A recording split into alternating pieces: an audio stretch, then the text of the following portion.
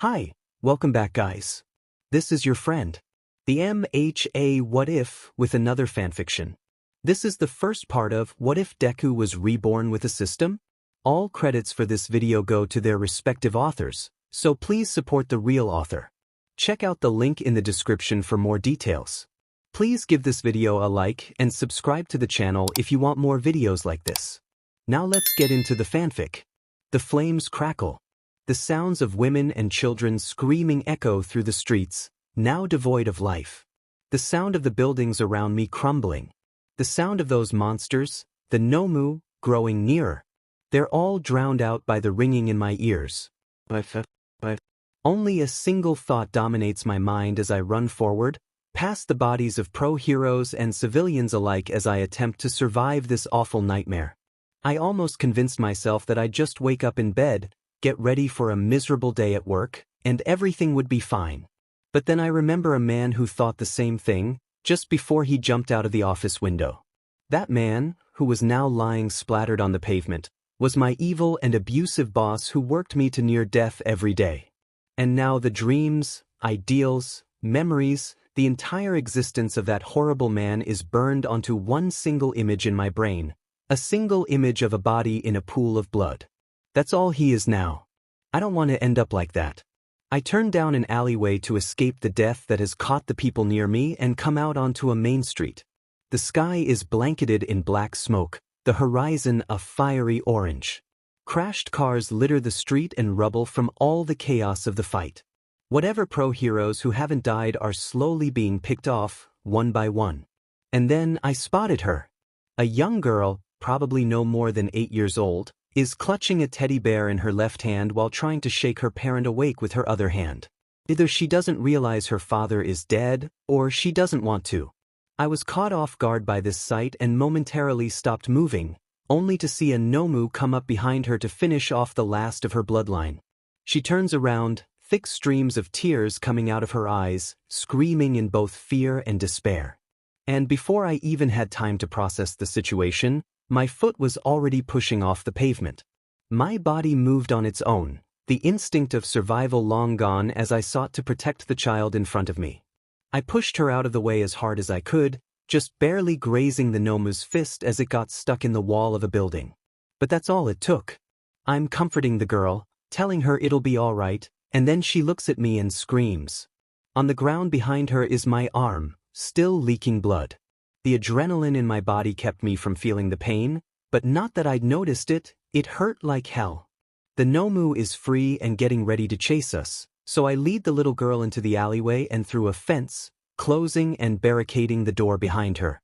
"What are you doing, mister?" the girl yells as I turn away from her. Mustering all of the fake courage I can, I wave her off and tell her to run away before stepping back out onto the main street with one goal: distraction. The number of Nomus in the street has escalated, from only one being stuck in the wall to 8 or 10 getting ready to pummel me. I have to protect that little girl. With that, I find myself running in circles trying to outpace the chasing Nomu. Their snarls combined with the sound of them crashing into cars and buildings around me cause the adrenaline to pump harder, fueling my every movement.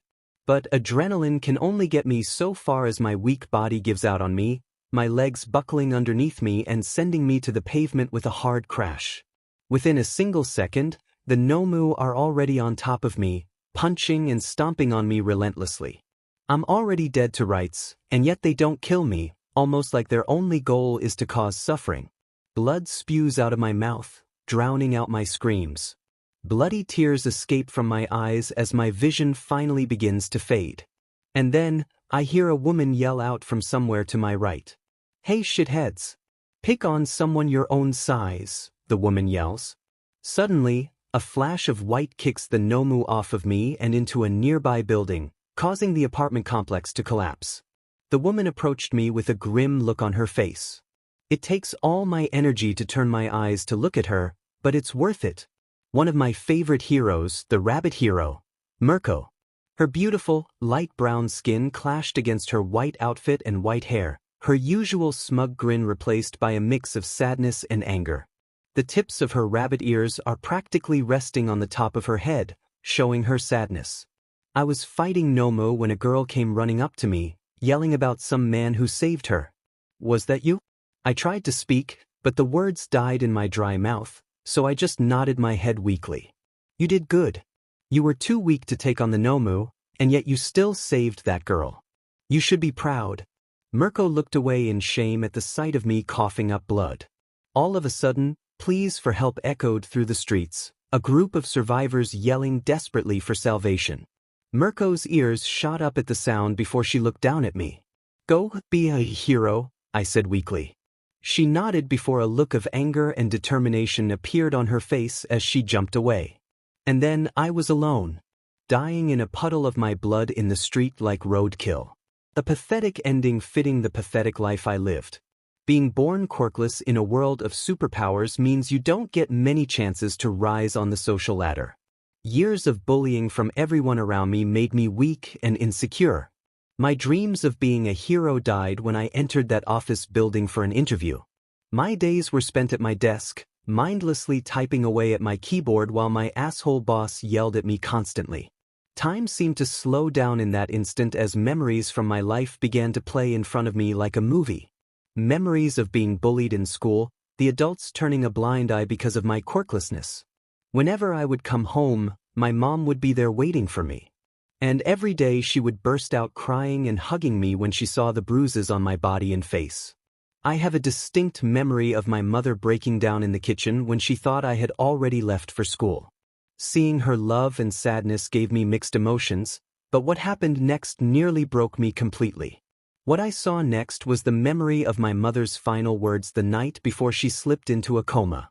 She said to me, "Katsu, I love you so much. Live on for me, okay?" Whenever a loved one dies in a movie, the protagonist gets to say one last final goodbye before they die, but I didn't get that. She died the next week in her coma. After that, I kind of just shuffled through life. I wasn't particularly smart or athletic, so I ended up barely getting through school. I got a job in an office I hated, worked for a manager who worked me to death every day, and went home to an empty, cramped, dark apartment, devoid of any love. I spent my life depressed and isolated from everyone, and that's how I'll die. Sad and alone. With no achievements to my name, or anyone who would even bother to go to my funeral, if anyone even finds my body. As my vision finally fades, I prepare myself for death and finally stop breathing. Thump, thump, thump. The rhythm of my heart begins to slow. Thump. My breathing stops and my eyes shut. My body is left without enough energy to even close my mouth. What the hell, what is this crap? What was it all for? A tear begins to stream down my face, my vision all but gone by this point. I didn't do anything with my life. All I did was just stumble my way through, half dead. My soul has been dead for a long time now. A sudden thought comes to my mind, and the tears begin to flow even harder. Who is even gonna show up to my funeral? It was over. My disgustingly empty existence was finally going to end. And then, something appeared before me. It shone no light, and yet, looking back on it now, it was the brightest thing in the world. A blue box with a message for me. A delusion before death? Perhaps my mind was finally succumbing to death? The secret quest has been completed. The reward for completing this quest is a job change. Current job, none. Your heart will stop beating in 0.3 seconds. Would you like to accept the job change? Underneath the strange message were two boxes, one with yes and the other with no. I decided to humor my near-death delusion and accepted the offer. The words disappeared, being replaced by new words, although I would never see them. Congratulations on gaining the system. Activating the first quest. With that, the box disappears and I'm alone, floating in a dark void. And then I lay my soul to rest and pray I have a quirk in my next life. Katsuo woke up in his bed to an excruciating pain in his right arm and chest. It felt like he had been beaten to death over and over again, only to still be alive to feel even more pain. But as quickly as the pain began, it ended soon after, and Katsuo was left trying to catch his breath. Katsuo peeled off the covers on his bed to inspect his body. His missing arm was now reattached to his body, which was perfectly fine now. Still slightly shaking, Katsuo returned to his senses and examined his surroundings. He recognized it instantly. It was his childhood bedroom, complete with posters and action figures of his favorite heroes. I threw all of that crap out when I moved out though? How am I here? The last thing Katsuo remembered was that he died, and now he was in his childhood home. Katsuo figured it was him reliving a memory before he passed on. Well, I might as well take a look around before I die for real. He got out of bed and switched out of his pajamas before making his way to the door. As the door creaked open, however, the delicious smell of Western-style bacon and eggs dominated his sense of smell. It caught him off guard. Who's in my house? Who could be making Brea? It hit him. He checked the calendar on the wall, which showed the day's date. March 2nd, 2137. Exactly 10 years before the city was attacked. Which means, Katsuo slowly crept out of his room, tiptoeing over to the kitchen. As he got closer, he could hear the sound of someone humming, almost angelically in Katsuo's ears. He rounded the corner and found himself staring at a woman in his kitchen. She had long, silky black hair that reached halfway down her back, and was wearing an apron with a pink shirt underneath. The sun was shining through the window at just the right angle for Katsuo to see her face so clearly. It was his mother. His mother, who had died a year ago from now, was standing in front of him making a delicious breakfast. Mom? She turned around, facing her son with a smile. Good morning, Katsuo. Did you sleep well? Ms. Hiroki was caught off guard by her son, who began smothering her in a bear hug. She was about to question his sudden bout of affection when she heard the sound of him sniffling. She shushed him gently, rubbing his back. What's wrong? Did you have a nightmare? Her kind words were met with even more tears. Yeah, something like that. After letting go of his mother, albeit reluctantly, they enjoyed a nice, warm breakfast before Katsuo left the house. It was a Saturday morning, so there wouldn't be school for the next 2 days, giving him the perfect opportunity to take a look around his old neighborhood. That's where Hirota Orochi and his gang of dumbasses beat him up. There too. And there. That was their favorite spot over there. Man, this is depressing. Katsuo cut his walk down memory lane short and just decided to sit on a bench in the park, which overlooked the river. It was yet another place he had been beaten up. What am I doing here? What's the point of showing me all this? My mother is going to die, my bullies will continue to beat me for years to come, and there's nothing I can do about it. Might as well just kill me now. As the dark thoughts slowly began to swirl inside his head once more, something caught his eye.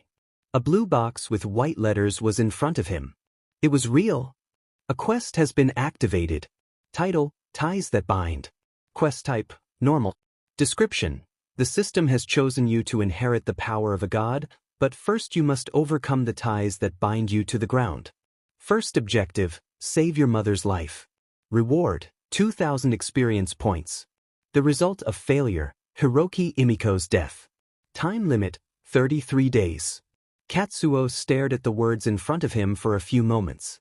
There were a few people in the park, and yet none of them seemed to notice the screen that appeared from nowhere. This system had brought about a few revelations. 1. This was not a memory. Nothing like this had happened the first time around. Second, the system was powerful enough to send him back in time, meaning those experience points were going to come in handy for something. Third, there was a chance his mother could be saved. Katsuo took a moment to ponder that thought for a moment. Katsuo had the chance to save his mother. Who wouldn't take that opportunity? After a few more minutes of examining the window, he looked away, automatically closing it. Convenient. Katsuo was now back at the house, looking at his mother watching the TV while thinking. Let's examine this problem. In 1 year, my mother is diagnosed with brain cancer, and a year later, she dies of it. I can't let that happen. After thoroughly examining the situation, Katsuo comes up with the best plan he could. Bullshit his way into convincing his mother to go to the doctor. But what should he say? That he awakened a quirk that allows him to smell cancer? That might work. Okay, let's try that. Katsuo tried his best to act normally, but he was no one's actor. Fortunately, his mother was engrossed in a soap opera or something. Hey Mom?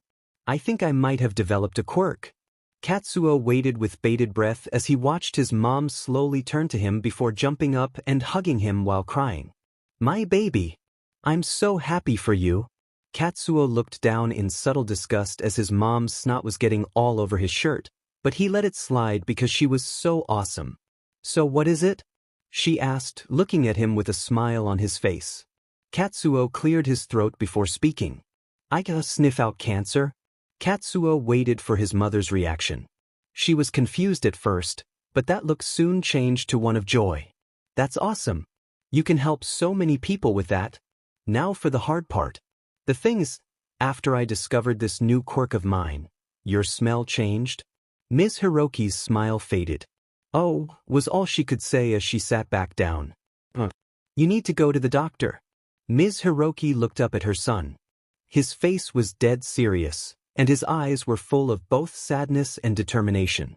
Ms. Hiroki believed in her son greatly, so she took his words to heart and went to the doctor, with Katsuo following her.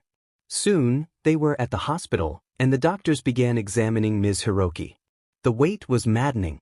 Katsuo must have spent 2 hours waiting in the lobby. He couldn't stop shaking. The time limit to save his mother's life was 33 days. But why? Was that when the cancer would become deadly? Maybe the system was even real, and it was just some kind of hallucination. But even so, that theory doesn't explain the whole time travel ordeal. Katuso wanted to test something, so he whispered, "System, open." As he did, the window opened up again. "It's here. It's still here. I guess learning about this thing is the best way to take my mind off of the current situation." There were different buttons on the screen that led to different sections of the system. However, most of the functions seemed to be locked, the only exceptions being the quest list and the inbox. "I swear, if this thing starts asking for my credit card information..." Katsuo examined the inbox first. The only message present was the one that popped up before he died. It seemed the quest alerts were part of the quest tab, so Katsuo checked there next. 3 tabs on the side of the window read active quests, side quests, and finished quests. The current active quest was Ties That Bind, with a time limit of now 32 days. Ample time to complete this quest, I suppose. There were no side quests, but what caught Katsuo's eyes was the finished quest. Quest title, Returner's Trial. Quest type, Secret. Description, only he who is worthy may inherit the power of Ibris. While your body may be weak, the soul of a hero can still rest inside of you. Prove that you can be a hero and that the power to save people is yours. Reward, the system. The result of failure, death. Ibris? The strange name was foreign to Katsuo, so he jotted down a mental note to do some research about it later. What caught his eye, however, was the clear conditions set by the system. Prove that you can be a hero. After reviewing the final moments before his death, he came up with the reason for being chosen. "I may be wrong, but I think helping out that girl despite being weak and quirkless proved that I had a heroic soul." After closing the window, Katsuo looked at the time. It was still only 2:30 p.m., barely half a day had passed, and yet it felt like it was years. As he finished that thought, the doctor came into the lobby and called Katsuo's name. After confirming his presence, the doctor led Katsuo to one of the rooms, where his mom was sitting down in a chair with a puzzling look on her face. "I can tell she isn't sad or scared, but it feels like she's worried about something." The doctor pulled out his laptop and read something on it before turning to Katsuo. "Well, I have good news and bad news. The bad news is, we found a cancerous tumor in your mother's brain." Katsuo tried his best to look surprised, but he didn't have to act sad. The memory of this happening a year from now was burned into his memory. "You said there was a good news?" Katsuo asked, praying to whoever up there would listen that he was successful. His prayers were answered. "The good news, though, is that your quirk caught the cancer early. It's small and benign, and our scans show that there are only 3 spots. With a quick surgery, your mother will be good as new." As Katsuo was processing these words, a notification from the system appeared off to the side. "Quest completed. Claim the reward in your inbox when you are ready." Just barely remembering he was in a hospital, Katsuo kept the noise to a minimum while he celebrated. After calming himself down, the doctor proceeded to speak again. "Because of the location of the tumors and their benign status, the surgery will only cost around $30,000. And just like that, everything clicked for him. His mother wasn't scared because she knew she could get the surgery, but she was still worried because of the cost. Ms. Hiroki looked at her son with a guilty expression that said, "Please forgive my selfishness." This look was promptly returned with a determined smile and a thumbs up. The two Hirokis, now feeling relieved of their stress, returned home with a scheduled appointment for the surgery the following Tuesday. When they got home, it was Ms. Hiroki's turn to give her son a bear hug while crying. "Thank you so much, baby.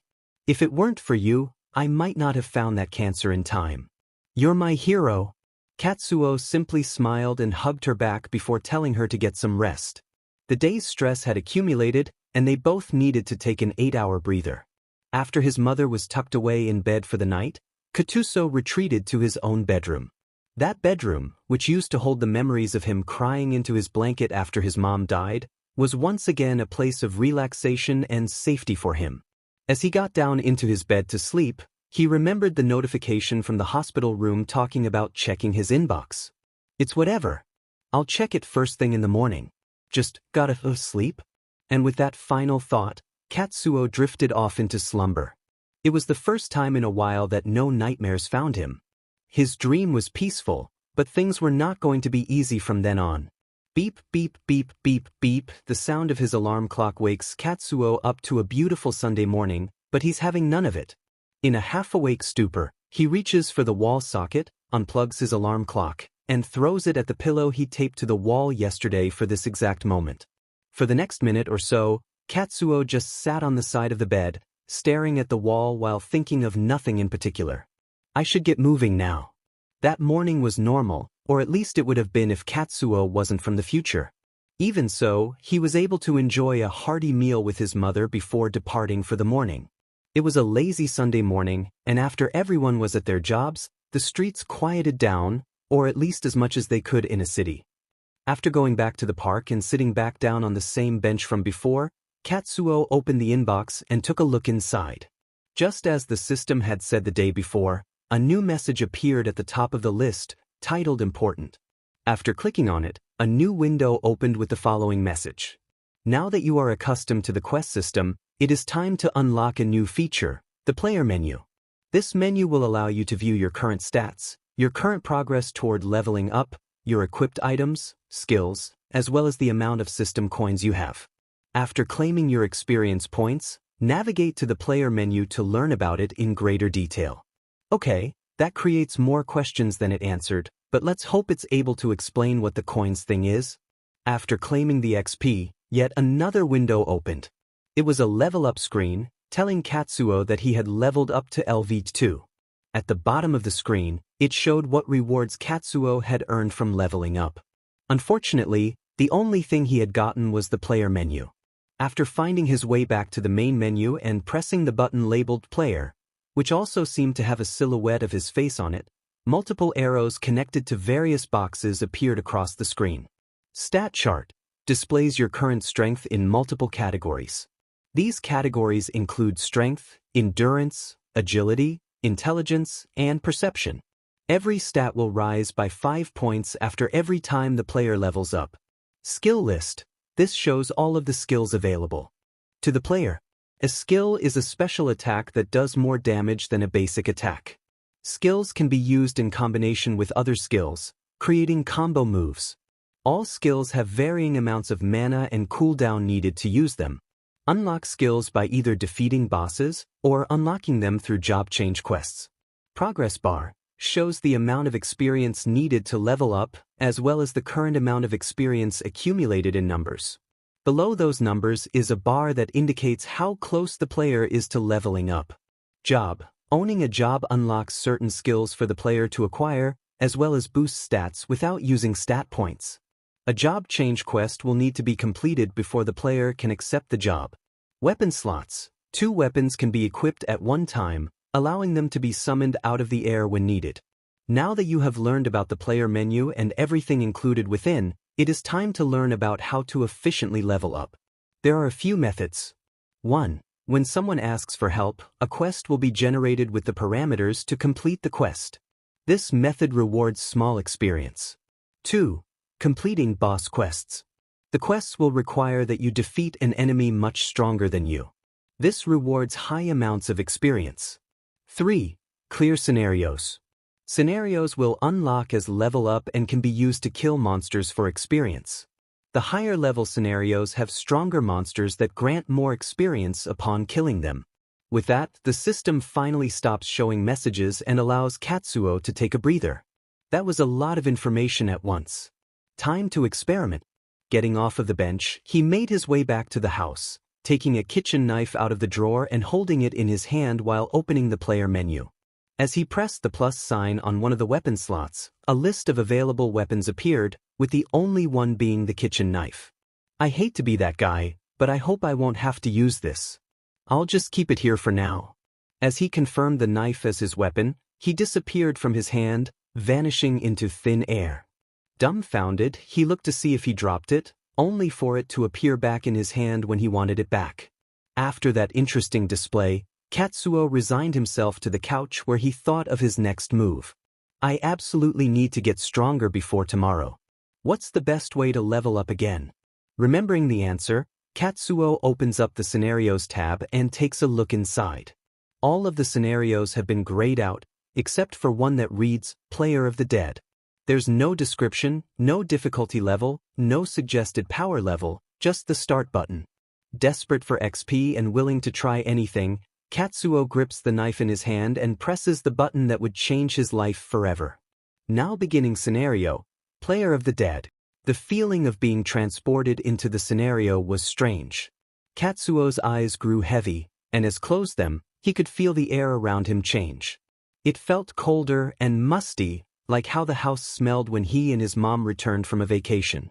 He opened his eyes, revealing his house changed into a storage room. The shelves were bare, only showing off junk he had no use for. Suddenly, he noticed a man across the room, bent over eating something like he hadn't eaten in days. With no other options, he approached. "Excuse me, sir, could I get some?" Katsuo was speechless.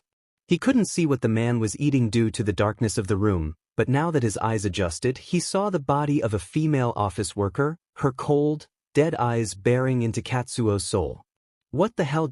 He was once again cut off by the man, or rather, the monster jumping on top of him, attempting to rip him open like the poor woman across the room. Ragaga, an incoherent mess of gargles and beastly yelling escaped from the man's torn open jaw. His eyes were glassy and lifeless. His stomach was also torn open, with his intestinal tract falling out like a snake.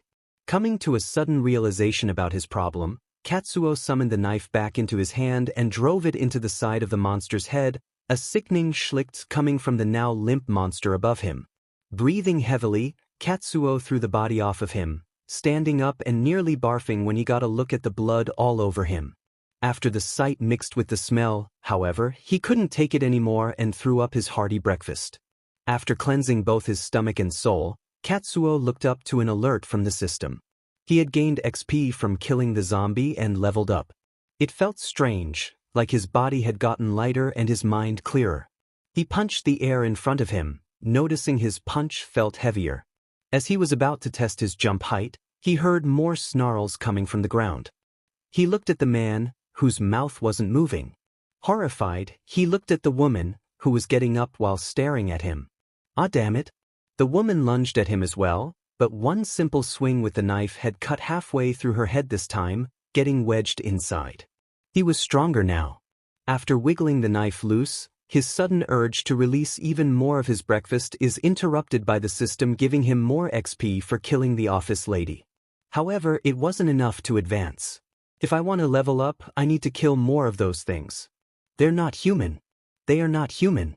After reassuring himself, he slowly opens the creaky door and looks outside. He's in an abandoned office building. The whole place is in disarray, with cubicles destroyed and doors broken down, seemingly by the undead monstrosities plaguing this world. Katsuo's attention is immediately brought to the broken window. Walking over and looking outside, Katsuo's heart drops. It's not just this building or the neighborhood, the zombies are roaming around as far as the eye can see. Down below in the street, Katsuo witnesses a car crash in the road. A survivor gets out of the car, only to be surrounded and devoured by the horde, alerted by the sound of the crash. By the time the zombies are finished, the man has turned into one of them, stumbling his way in no certain direction. Behind him, a little girl crawls out of the car and then runs out of sight. Oh my God! Where the hell am I? As if to answer his question, the system window opens in front of him. The world of the dead. The world has succumbed to a zombie-creating virus. While they are easily outmaneuvered by themselves, the hordes have proved to be extremely dangerous, overwhelming the world's governments and killing 99% of the Earth's population. Objective: kill the undead. Oh God, oh God, oh God. This isn't real. This can't be real. I can't do this, I can't do this. Katsuo pulled up the scenario menu and had his finger above the exit button before he stopped himself. Why was he feeling déjà vu? Something like this had happened before, right? Come on, Katsuo, fight back. It was like he was there, standing over the bullies as they beat him up and spat on him for being quirkless. The bullies hurled insult after insult, kick after kick, until there was nothing left for them to kick. He saw himself begging for Hirota to spare him, having to give up all of his money just for half the beating. He saw himself crying into his blanket while he was powerless to save his mother from her cancer. He saw an empty shell of a man being yelled at by his boss to work harder, all while the boss just sat at his desk doing nothing particular. So, pathetic, quirkless, weak man save a girl from death, despite knowing he would die. He saw that same man, who had been bullied and ridiculed his entire life, be given a second chance. Tears welled up in his eyes. The memories were painful, but they taught him a lesson. I won't be weak. I can't be. If I leave here, let the fear overcome me, then how will I be able to change my useless fate and become a hero? How will I be able to see my mother smile when she's too busy crying over my bruises? I have to be strong, so that she and everyone else who dies in the future to those monsters can smile and live. His blood boiled at the thought of backing down now, so Katsuo closed the menu and wiped his tears away, a fire igniting deep in his soul as the system appeared once again. New quest has been activated. Title: Kill Your Fear. Type: Special. There's no time to be weak anymore.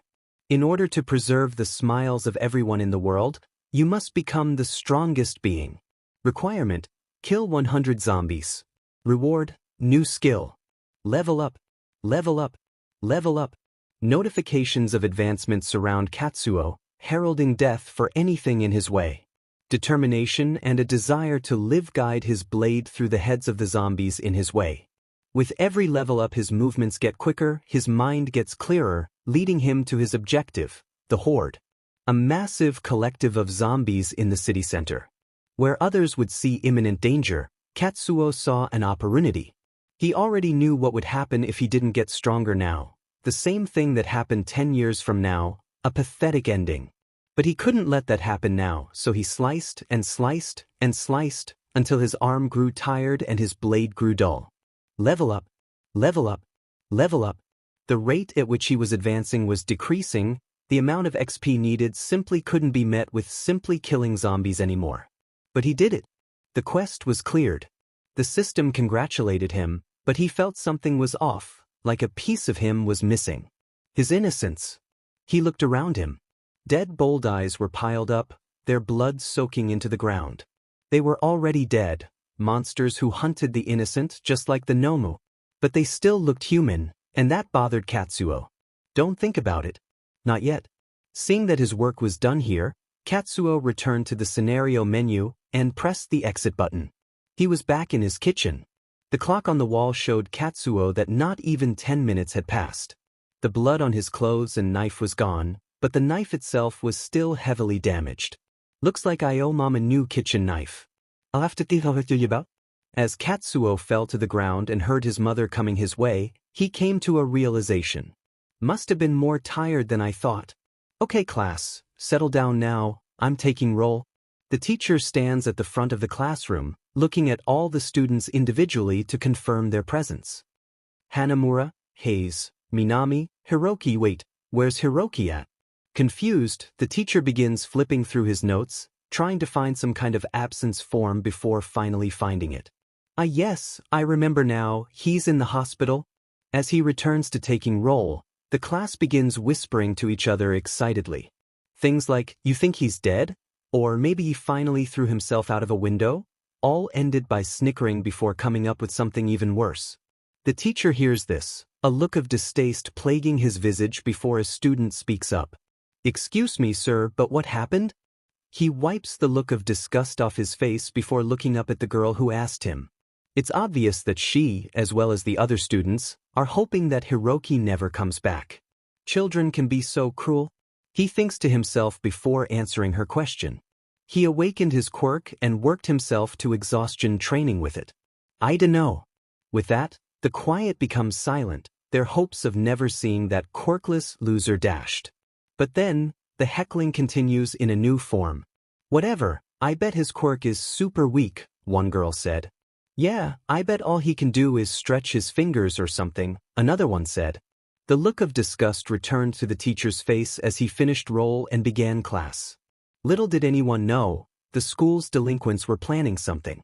"Who does that little fuck think he is?"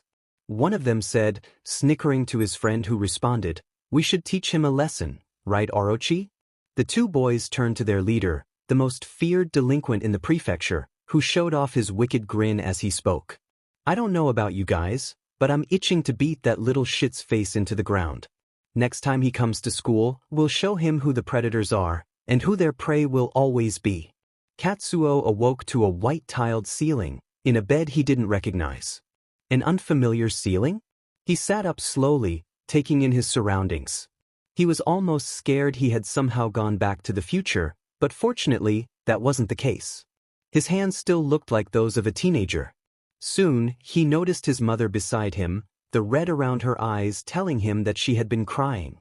While all this information would have been confusing before, Katsuo's newly enhanced intelligence was able to take it all in and process it quickly, coming to the simple conclusion that he had awoken in the hospital. Katsuo nudged his mother awake, who was happy enough to see him alive and well. "My baby!" The tears began flowing again as Katsuo embraced her, rubbing her back and assuring her that he was fine. Soon, the same doctor from before walked into the room. "It pains me to have to see you two so soon, but I believe this meeting is very important, so listen up." The doctor's words caught Katsuo and his mother's attention, who began to worry that something may be wrong. Fortunately, that was also not the case. "It seems we were initially wrong about your quirk. While we believed your nose was somehow strong enough to smell cancer, it seems that was only a side effect of what we believe is your real quirk, full body strengthening. Your 5 senses, as well as your physical prowess, are all boosted, most likely permanently." While this came as a shock to Mrs. Hiroki, Katsuo was more confused about the second part. "But how did you know that my body was heightened as well?" The doctor, who was looking at his notes, looked back up at Katsuo. "For one, you worked yourself to near exhaustion after discovering your quirk, so it was half an educated guess. Second, your muscle definition is drastically different from the last time I saw you, most likely because your body needed to get acclimated to your quirk first. I didn't notice it before, but my arms do look a lot more muscular than they did before." Looking down the neck hole of the hospital gown, Katsuo discovered a chiseled six-pack where his ordinary chest used to be. "Oh shit. In light of this discovery, I'll need you to go to your local quirk registration building to have your quirk registered. They'll perform a variety of tests for you so we can see what your quirk is truly like, just in case I was wrong." Before leaving the room, the doctor stopped with his hand on the door handle and turned around. "Oh, and make sure not to work yourself to exhaustion again," the doctor said with a smile before leaving the room. I'll try not to. My quirk is exactly as the doctor said it was." After doing various tests, it was recorded that both my physical and mental capabilities had improved a lot, something that couldn't be done normally in a few days. After registering my quirk and going back home, I fell asleep nearly instantly and didn't wake up until the next morning. It was the day Katsuo had been dreading ever since he got used to the idea of being in the past. Today, Katsuo had to go back to school. If it were 80% of the other kids in the world, it was just a matter of being too lazy to go back, but for Katsuo it was because he had the worst days of his life in school. He was sure that word of his quirk had already gotten back to the class, and he was probably getting ready to do something stupid. Even so, Katsuo got out of bed and faced the music. He had already decided back in the world of the dead that he wouldn't back down from the challenges ahead of him. With that being said, it didn't decrease his anxiety any. He hid it pretty well from his mother as he left the house, but practically every instinct was screaming at him to run in the other direction, lest he face the same trauma he experienced in the future. But his instincts were wrong. He knew, deep down in his heart and his mind, that it was now or never. If he didn't act today, then he might as well just consign himself to that useless fate for the second time. So he took a deep breath, steadied his hands, steeled his valor, and opened the door to the classroom. When he entered the classroom, the first thing he noticed were the glares of all of his classmates bearing deep into his soul.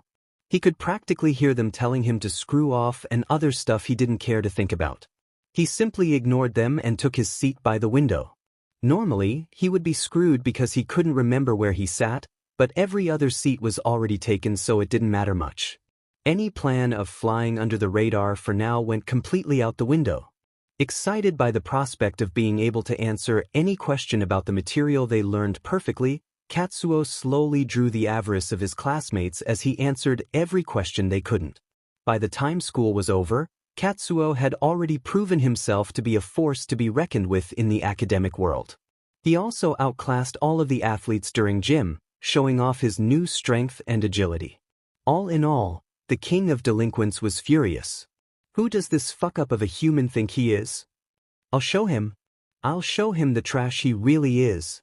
The evil aura emanating off of Orochi did not go unnoticed by Katsuo, who had been paying attention to Orochi the whole day, both out of fear and caution that he would attack him at any moment.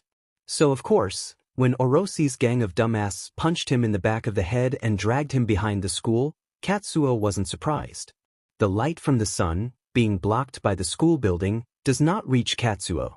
2 guys are keeping him on his knees, 2 guys are on his left, another 2 on his right, and Orochi is straight ahead, sitting on top of a crate while he smiles madly at the sight of a bleeding Katsuo. The men took advantage of Katsuo being unconscious by kicking the crap out of him, but now that he was awake, it was time for the show to begin. Orochi takes Katsuo lifting his head towards him as his sign to start the performance. Do you know what you are, Katsuo? You're a cancer on society. You're a leech. You, being the weak, powerless fuck-up that you are, provide nothing to the world while expecting everything in return. Your weakness is both revolting and deadly. You are so weak, in fact, that when people look at you, they take time out of their day to stop and help you up, all while wondering why they're even bothering. You are useless. And for some reason, you think that just because you have some lame quirk all of a sudden, you're not a fuck-up anymore? I don't think so. So here's what's going to happen. There are predators and there are prey. It's about time you learned which one you are in this world. Beat him. The 4 men approach, all cackling and sneering as they get ready to put Katsuo back in the hospital. But they stop moving at the sight of Katsuo smiling. It's not just that either. It's his eyes. They look different. Were they always glowing blue like that? Suddenly, fighting him doesn't seem like such a good idea. Like some sort of deep-rooted, primal instinct inherited from their caveman ancestors is telling them to run as fast as they can and not look back. But it's too late. Ha ha ha. The sound of Katsuo's laugh throws everyone off guard as he slowly stands up despite being held down by 2 big men with power-type quirks. Even worse, he's not even struggling. The 2 men try to let go, but Katsuo grabs them and keeps them there. In their eyes, their arms are stuck in the jaws of an apex predator. They want to scream, but Katsuo throws them over him and into the ground, knocking them unconscious immediately. Still laughing maniacally, Katsuo activates the skill he got from the scenario quest, bouncing off of the walls and ground, leaving a glowing blue trail in his wake as he knocks the other 4 men unconscious as well. Stopping across the yard from Orochi, Katsuo speaks. You were both right and wrong. There are 2 types of people in this world, predators and prey. You seem to think you are a predator, but you're wrong. The hunter. Why? Why am I so scared? Orochi clenches his fists and bites his lip to draw out some kind of adrenaline, but it doesn't work. The adrenaline in his body is from his fear. As he stares at Katsuo in fear, Katsuo jumps forward, running at Orochi at top speed. What's wrong, Orochi? It's time to show some backbone, you weasel. Seeing the predator approaching rapidly, Orochi activates his quirk in a desperate bid for protection. Katsuo analyzes his quirk the way a lion analyzes its prey. Hirota Orochi quirk, Speed Devil. He can make a certain appendage move faster for a short period of time. It would be effective against most people, but I'm not most people. Orochi sends a barrage of fast-paced punches, so fast even that they create afterimages. But with Katsuo's advanced perception and strength, he's able to deflect every punch, throwing Orochi's arms to either side without stopping, delivering a heavy blow to Orochi's solar plexus. With the wind knocked out of him, Orochi crumbles to the ground, growling and wheezing. As Katsuo looks down at him in disgust, his eyes are drawn to a system notification that stops him in his tracks. Alert! Bloodlust has been detected. Hirota Orochi must be killed by the player, or else a penalty will be issued by the system. Upon killing Hirota, experience will be rewarded. The glowing blue light fades from Katsuo's eyes as he stares at that word, kill. Sure, he hated Orochi with his entire soul, and he had done the same thing to the zombies, but it wasn't the same. A memory was brought forth by the thought of killing Orochi, this time in high detail due to his increased intelligence. The image that was burned into his mind as he ran to escape the Nomu. It was the image of his boss, a complete asshole, painting the pavement with his blood. All of the hopes, dreams, memories, everything now just another corpse on the pavement. While Orochi probably deserved to die, a voice in the back of Katsuo's head told him not to do it. His mother's voice. It was like she was there, comforting a 23-year-old Katsuo as he cried, rubbing his back and telling him everything would be okay. I can't do it. I won't. I will preserve the smiles of every person on the planet. And to do that, I must not kill the villain in front of me. Despite saying that though, Katsuo certainly enjoyed knocking Orochi out with a quick punch to the jaw. Man, that felt good. Katsuo, totally feeling himself after kicking his bully's ass, called the police, told them what had happened and where to go, and sat on the wall, waiting in anticipation to see Orochi dragged into the back of a police cruiser. But that never came, because the system didn't forget. The system has detected that the player has not killed Hirota Orochi. A penalty will now be incurred. However, because the opponent was defeated, his quirk has been turned into a skill for the player's use. With that, the air changed around Katsuo, like when he entered the system. But this time the air wasn't just cold but lifeless as well. Katsuo was now standing on some sort of black liquid, but it was as hard and flat as glass would be. Despite that, it still rippled when he took a step forward. The horizon was a light gray, with a black ceiling probably hundreds of miles above him. Black ink from the ceiling traveled along the sky like raindrops before stopping at random places at the top of the horizon. And in front of him, a knight wearing pitch-black armor. Strands of ink were also coming off of the knight's armor, floating into the air before dissipating. As punishment for not killing Hirota Orochi, the player must now survive for 4 hours against the Death Knight. The knight jumped forward at a high velocity. It wasn't for Katsuo's heightened reaction time and kitchen knife that the knight's sword would have gone clean through his body. However, the blade of Katsuo's knife broke clean off the handle, leaving him with nothing to defend himself with. Shit. Katsuo jumped as far away as possible, but the knife was already on him in seconds. It took a combination of running, jumping, and flipping around the knight just to not die, and yet cuts were still appearing all over his body. Crap, what the hell is with this shitty system? I don't kill one person and it condemns me to death? What happened to being a hero? If only I could get a weapon to defend myself with. At the thought of getting a weapon, the system sent another message, automatically opening a window to Katsuo's side. Congratulations on unlocking the shop. Go fuck yourself. Katsuo pressed the first thing he saw, a sturdy-looking matte black dagger that cost him 14,000 coins, whatever those were. The knife appeared in his hand instantly, and he used it to block the knight's attack. Even with a sturdy knife that wasn't giving out on him anytime soon, the knight's brutal strength drove Katsuo to one knee. Things went on like this for the rest of the 4 hours, Katsuo dodging and blocking while the knight remained on the offensive the entire time. Eventually, though, the time ended, and Katsuo's jump landed him on the warm ground, now being covered by the sun. He was broken, bleeding, on the verge of passing out again, but he was happy.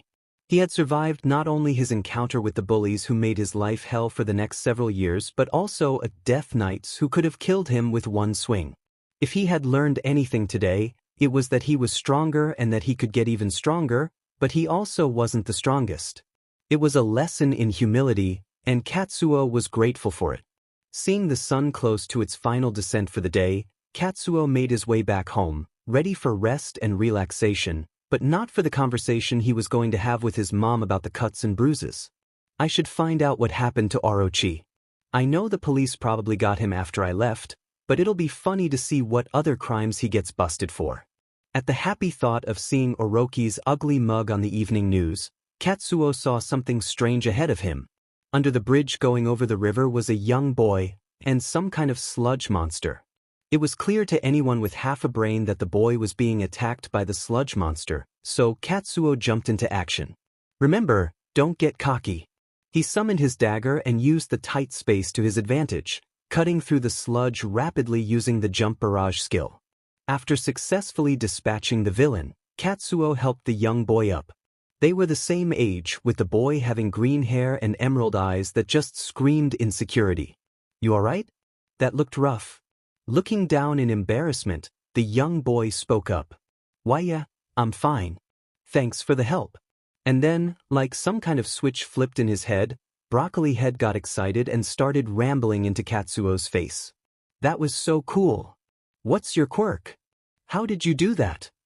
How dash, the boy kept firing off questions like a machine gun, and Katsuo tried his best to answer them one by one as fast as he could. "Oh yeah, my name is Izuku Midoriya, what's yours?" After finally getting the introductions out of the way, Katsuo had a sudden thought. "I don't have any friends, and this guy seems cool. Wanna be friends?" Katsuo asked, smiling widely as Midoriya. Then he started crying. "Hey wait, I didn't mean to make you cry." Katsuo was trying to calm the boy down, who simply waved him off. "No, it's just that. I'm so happy." Midoriya was now smiling widely too, and Katsuo helped him up. After exchanging numbers, the two boys were discussing what to do with the sludge villain when Katsuo noticed a heavy presence behind them. Whirling around, Katsuo was met with, "Do not be scared." "But, because I am here." "Wait, who is this guy?" "Do not be afraid." "But, because I am here." "No, seriously, who is this guy?" The seventh three-blonde mountain of muscle seemed to have appeared out of nowhere, despite Katsuo's perception. Even though he flew under the radar, the man's presence was large, the way an ant looks at a human. "I sure do have a long way to go, don't I?" Confused by the unknown man's appearance, Katsuo turns to gauge Midoriya's reaction, only to discover that Midoriya was in fanboy mode all over again. If he thought Midoriya was fanboying before, then he was wrong. Midoriya pulled a notebook, titled Hero Analysis for the Future, Volume 1, out of thin air and practically begged All Might, Katsuo deduced his name through Midoriya's ramblings, to sign one of its pages. Getting a glimpse of it, Katsuo saw that all of the pages were filled to the brim with hero drawings and analyses of the hero's quirks. Looks like it could be useful for getting stronger. And also learning a thing or two about the world. After happily signing Midoriya's notebook for him, the number one hero began addressing the both of them. "Now then, which one of you defeated the sludge villain?" "That would be me, sir." Katsuo raised his hand, ready to analyze what kind of hero All Might was based on his reaction. He explained what had happened, from seeing Midoriya being attacked by the villain to easily dispatching it with his quirk, all while the pro hero nodded along. "I understand now. Because young Midoriya's life was in danger and there were no heroes to save him, I'll say you acted in defense of his life. You have my sincere gratitude." To Katsuo's surprise, the rather large man bowed his head deeply, nearly hitting Katsuo on the way down. He simply waved it off, saying it was nothing. After hearing Katsuo's sincere words, his smile widened, and he went to collect the villain. Katsuo and Midoriya were stupefied by what they saw. All Might, the number one pro hero in the world, put the sludge villain in a plastic soda bottle and put it in one of his cargo pants pockets. What the hell? After this ridiculous display, All Might waved goodbye, much to Midoriya's dismay. As Katsuo turns around to walk home, he goes to ask Midoriya a favor. "Hey Mido, you think I could borrow that book Samedi Dash?" Realizing Midoriya was no longer there, Katsuo looked around before spotting him in the air. That crazy bastard grabbed onto All Might's leg. Katsuo looked up at his new friend with a smile before laughing to himself and making his way back home. The evening news was a blast. Ms. Hiroki wasn't home yet, so Katsuo had the whole house to himself while he laughed at Orochi's stupid-looking mugshot. He must have tried to attack something because he was being held down in the photo. And it only got better from there. Orochi wasn't just busted for illegal use of his quirk, he got busted for quirk violence, domestic abuse, bribery, and a few other shady things. The news anchor's words, not his. The joy radiating from Katsuo was immeasurable, every new charge causing him to laugh even harder until his stomach hurt. He could practically see Orochi's face when the judge informed him of the life sentence he was gonna get. As the news began to move on to other topics, Katsuo turned off the TV and sat in silence for a few minutes, thinking about all the work he had to do tomorrow. School will be a breeze for now, and I can just keep leveling up and then memorize more and more of the material we're learning. As for the system, I need to figure out this damn shop function and why I didn't have access to it before. And that penalty mission, what the hell was that? If the system is meant to promote my growth, why would it nearly kill me for not killing Orochi? I need answers, and yet the only thing I can rely on for answers is the system. Damn it.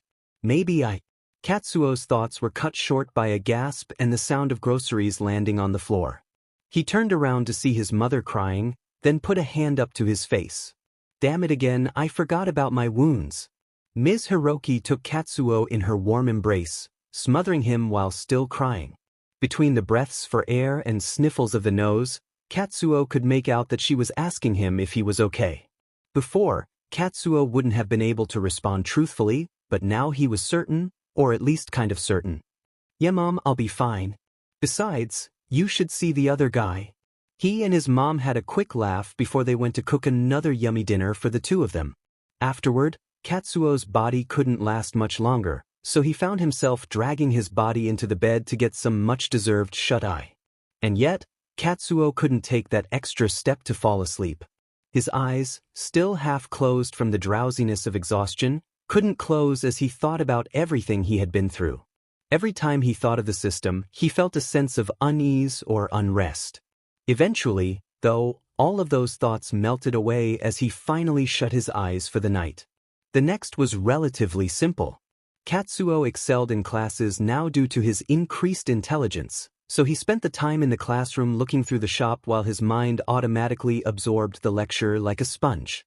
Only the occasional glare took his focus off of the system, but only for a moment. He had nothing to worry about from these sorry excuses for hero candidates. The shop was relatively simple. A few info boxes from the system informed him of a few categories of items he could buy: armor, weapons, potions, etc., as well as how to get the gold coins the shop ran on. Apparently, every time he killed any monster in the scenarios, he was rewarded a certain amount of gold coins based on how strong they were. That meant that the more he risked his life, the more money he would earn. Can't be too simple, I suppose. Even if that weren't the case though, Katsuo was all in on pushing himself to his limits as much as possible. Any chance to get stronger is another chance to change the future, so every opportunity needs to be taken. With that said, Katsuo was excited by what he found in the shop. He tried on some of the simple lightweight armor. It didn't raise his defense all that much, but it was better than nothing. Even better, the armor was both invisible and untouchable.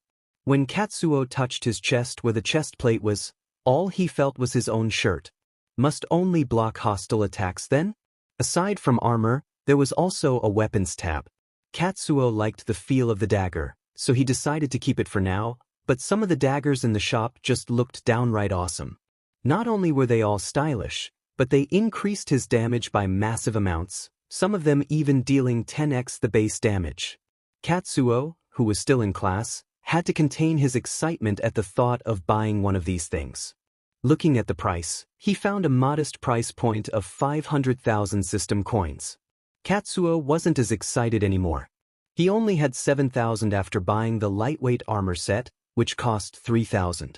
Katsuo estimated the amount of zombie kills under his build to be 125, meaning each zombie was only worth 56 coins, and the prices of these items jacked up quickly. However, something interesting caught his eye. The potions tab. Health potions, stamina potions, mana potions, they were all there. The effects were obvious, it was in the name, but after trying out a healing potion that morning, all of Katsuo's cuts and bruises healed instantly.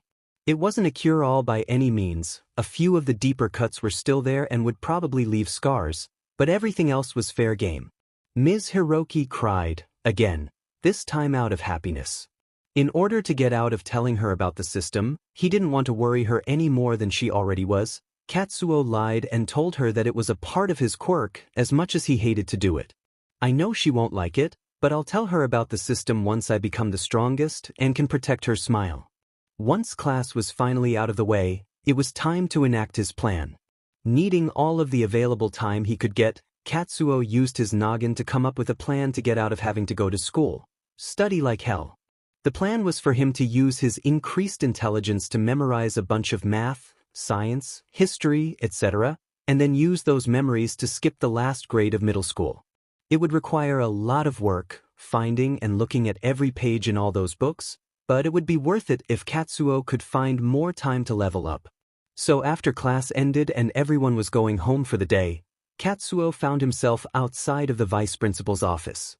Authority always intimidated him when he was younger, but now with the system, he might as well be walking into an empty room. The room was not empty. The vice principal was sitting at his desk doing something on the computer when Katsuo walked in, panicking before quickly closing something and facing toward him with a serious look on his face like Katsuo didn't just see him playing Tetris in the reflection of the window behind him. "Hello, son, what can I do for you today?" The man looked at Katsuo with a dead face. He must have really liked playing Tetris when he was supposed to be working. "I would like to take the test to skip the rest of the 8th grade, sir." Huh. After he wiped that agitating look off of his face, the vice principal agreed to Katsuo's proposition, and the time for the test was set to the next morning before school started.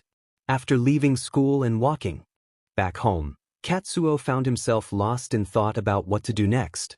I could return to the world of the dead to level up a few more times. Only 4 more levels and I unlock the next scenario at LV 30. Slipping into thoughts like this had become a bad habit for Katsuo, who failed to realize he was lost until it was too late. When he finally snapped out of it, he was staring at some landfill he had never seen before. Looking at a nearby sign, Katsuo realized it wasn't a landfill, but Takoba Municipal Beach Park. Geez, this place is supposed to be a beach? Looking at the destroyed beach, Katsuo felt saddened by how it had turned out.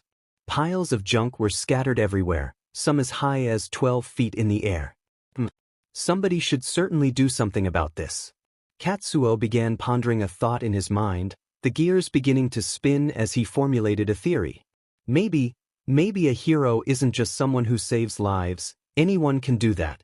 I think a hero is someone who brings smiles to people's faces, no matter what they do. I think I heard an interview with a hero in the future that said meddling where you don't need to is the essence of being a hero. Words to live by, I suppose. Katsuo looked back at the beach, and then back to his scarred hands and arms. Then he smiled before going down to the beach. "Okay, if no one else will, then I will clean the dash. Keep going, young Midoriya." Katsuo stopped at the sound of a man's voice. It caught him off guard, so he didn't clearly hear what he said, but did he say Midoriya? Then, as clear as day, Midoriya's voice sounded out above the junk piles. "Yes, sir, All Might." "All Might? But that didn't sound like All Might."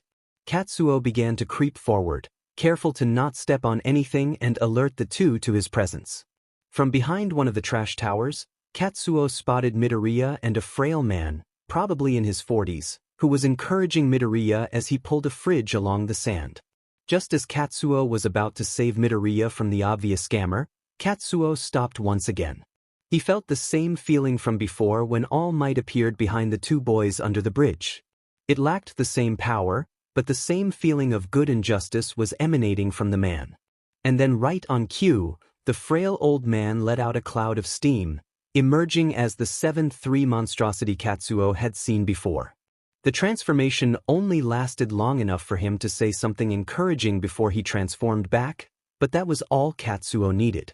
He backed up, content on just getting out of there before they realized he was spying, but in his confused and stupefied state, Katsuo forgot he was on the dirtiest beach on Earth, accidentally breaking a bottle beneath his feet.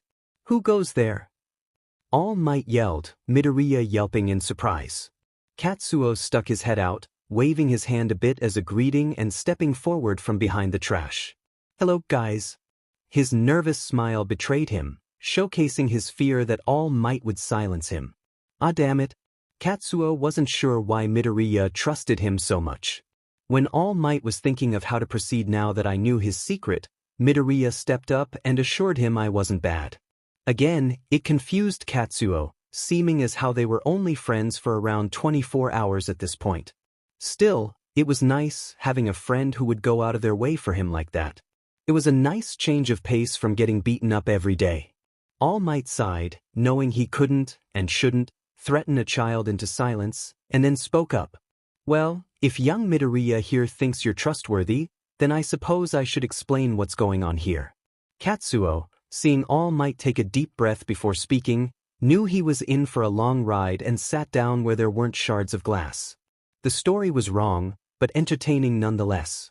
It almost felt like some kind of childhood bedtime story. The story of a man who stood up to his evil older brother by passing on his quirk to the next generation of heroes, the power getting stronger and stronger until it eventually ended up in Midoriya. Don't get me wrong, Mido's nice, but he's too afraid to fight someone like All for One. But if All Might believes in him, and Midoriya believes in me, then I guess I have to believe in him as well. Katsuo fully grasped the story and what it meant to be the wielder of One for All, but only had one question for All Might. Always thinking about the future and protecting everyone's smiles, Katsuo asked, "So how are you training Mido here to inherit your power?" Once again, dumbfounded. All Might had essentially just told him that he was training Midoriya by making him drag trash around all day. While it would strengthen his body, it didn't help him at all when it came to actually using the power. And what about fighting techniques? All Might may have been the #1 hero, but his teaching skills sucked at best. Rubbing his eyes, Katsuo continued. "You're a terrible mentor, sir." "Well, then how am I supposed to make him stronger?" "I don't know, muscle milk." Frustrated by the lack of intelligence demonstrated by the man before him, Katsuo had an idea. "What if both of us trained him? You can train his body to get stronger, and I'll teach him some of the techniques I learned." This piqued All Might's interest. He seemed to think Katsuo was just going to complain, but him actually helping was a welcome idea. "That's a great idea. What do you say, young Midoriya?" Midoriya nodded his head excitedly, the prospect of both his friend and favorite hero training him the best thing he ever heard. "Well then, with that settled, let's train you to become a formidable combatant." System alert, new quest activated. Yet another beautiful morning was ruined by Katsuo's laziness. His normal schedule of waking up at 8 a.m. and throwing his alarm clock against the pillow taped to his wall was disrupted by the grade skip test. It was only the next day after becoming Midoriya's second mentor, so Katsuo's full attention should have been on that, but he always was a nervous test taker. Even with the enhanced memory and practically 100% chance he would ace the test, Katsuo's hands were still shaking from anxiety. But ultimately, he had been through way worse, so he was able to calm down to a certain degree. After getting to school early and making his way back to the vice principal's office, who surprisingly wasn't playing Tetris this time, Katsuo was led to one of the classrooms on the first floor to take his test. Anxiety was omnipresent before the test, but it always disappeared once Katsuo got into the zone. Every question on the test was easily answerable, even the free response questions were easy to solve. All in all, the test only took around 10 minutes to complete. The VP was skeptical at first, probably assuming Katsuo had done all this for attention or something, but a quick glance over the sheet led to the VP double-checking that the answers were correct with an answer key. "Holy crap. Well, it looks like you passed with flying colors, 40/40. I'll go ahead and do the necessary paperwork and make sure your absences are excused from now on. You don't need to come back until graduation." And with that, Katsuo's middle school career ended with a bang. Unfortunately, UA only accepted teenagers 14 and older, meaning he would have to wait to take the entrance exam in November at the end of the year. Still though, he was looking pretty good so far. From beating up his bullies to full-on skipping the rest of the year, Katsuo was in pretty good shape. But it could always be better, so he decided to dedicate the next few hours to getting the last 4 levels he needed to unlock the next scenario. So, Katsuo stuck to the promise he made to himself like the butter on bread he had for breakfast that morning. While it did take a while, Katsuo was eventually able to level up 4 more times, having his new quest constantly rubbed in his face. After deciding to help train Midoriya in any way he could, Katsuo received an alert of a new quest, which hadn't happened in a long time. Quest title: Train to become a formidable combatant. Story. Description: The fate of the world rests on the shoulder of one man, but his mentor sucks. If you help out the young hero now, you may benefit from it in the future. Requirements: Assist in the training of Izuku Midoriya. Rewards? This quest was bullshit in every way. 1. When did the system decide Midoriya had been sufficiently trained? And 2. Where the hell were all the rewards? These were practically the only thoughts going through Katsuo's head as he finished up the last 4 levels he needed.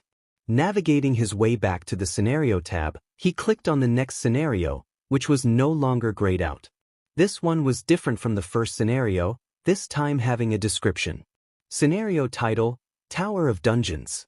LV requirement: 30.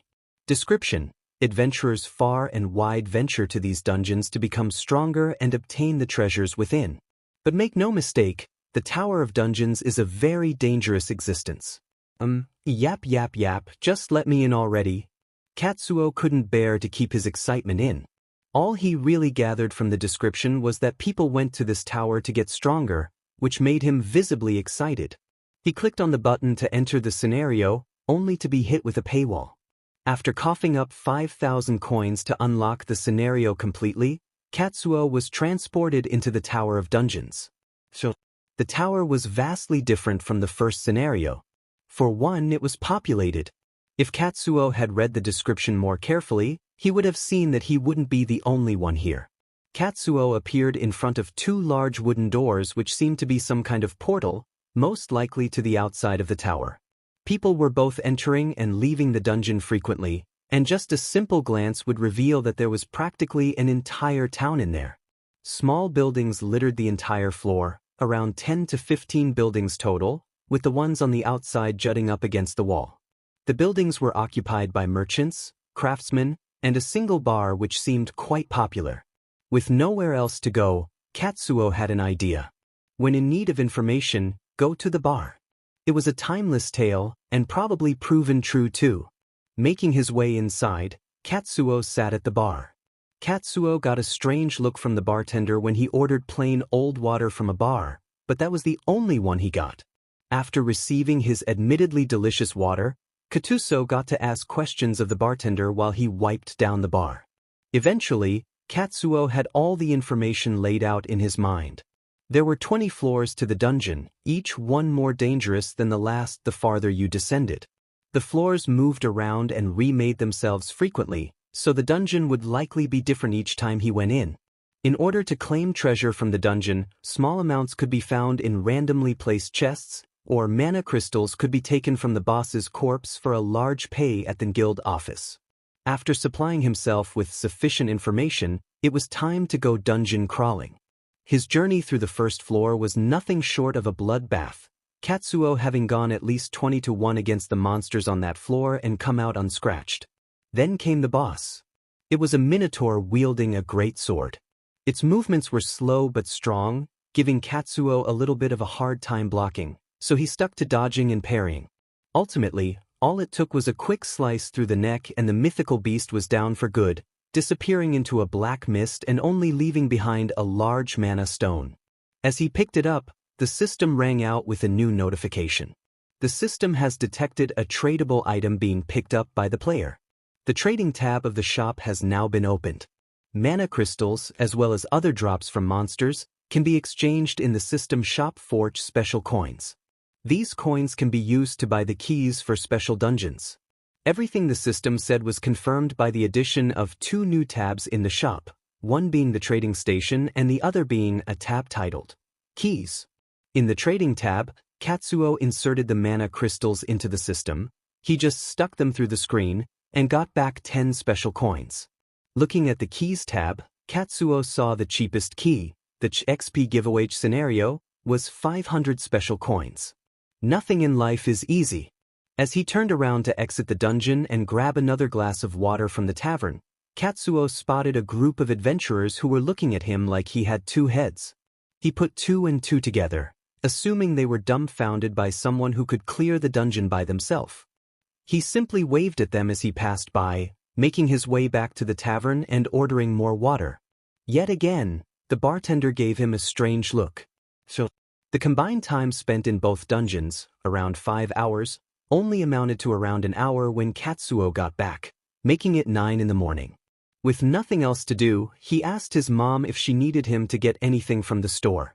After receiving a short list of stuff to buy from the convenience store, Katsuo began walking at a leisurely pace, taking in the sights and sounds of the less busy streets of Mustafa.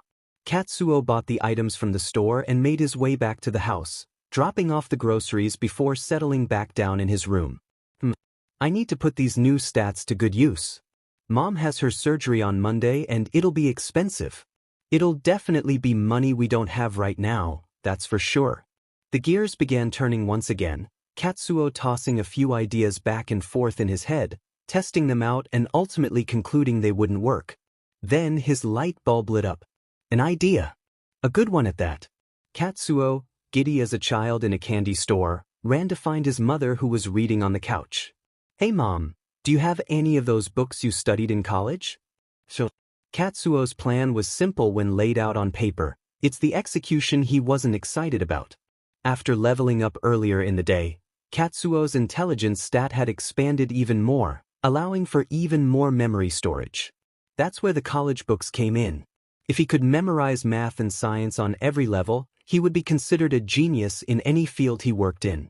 The one he was specifically interested in was the hero support industry. They were the ones responsible for designing gear to make heroes even stronger when on the field. This could be anything, from suits to arm cannons to sunglasses with built-in screens. The reason for picking this industry was simple: everyone benefits. Katsuo's overall goal is to preserve the smiles of everyone he cares about, as well as the rest of the world. So what would be better than making heroes stronger? If he could memorize all the books he could find on math and science, then Katsuo could make money off of designing hero support gear while also strengthening the heroes. For the upcoming battles in the future, even if he had no clue where or even what they were. That was another problem he had encountered after reviving. He didn't know anything about the future. It's not like his memories were wiped clean or anything, he just didn't know. From middle school onwards, Katsuo was practically dead inside, useless fate and all that. He could barely keep himself functioning on a day-to-day basis, let alone pay attention to anything going on around him. It's why he didn't recognize the number 1 hero when he was right in front of him, or why he can't use any knowledge of the future to his advantage, because he doesn't have any. And unlike all of his other problems, this one couldn't be solved. There was nothing he could do about it, so he decided to stop thinking about it and get back to work.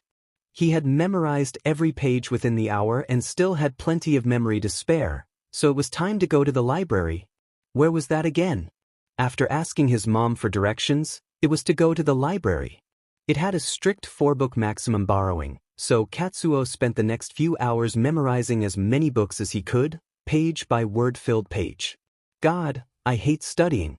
So, told from the perspective of Eijiro Kirishima. It all happened so fast. I was walking back home from school that afternoon when I saw some people looking scared, so I followed their line of sight to check it out for myself. And there, I saw a large man, probably 9 or 10 feet tall, staring down at a group of middle school girls while he asked them a question. Do you know where the Springer Agency is? The man was covered by a black trench coat and black fedora, making him even more intimidating than he already was. The girls were quite possibly in danger, and yet I could do nothing, frozen to the spot I was standing in out of pure fear. One of the girls, a pink-haired one I recognized as my classmate, Mina Ashido, was about to stand up for her friends and tell the man when someone else walked up.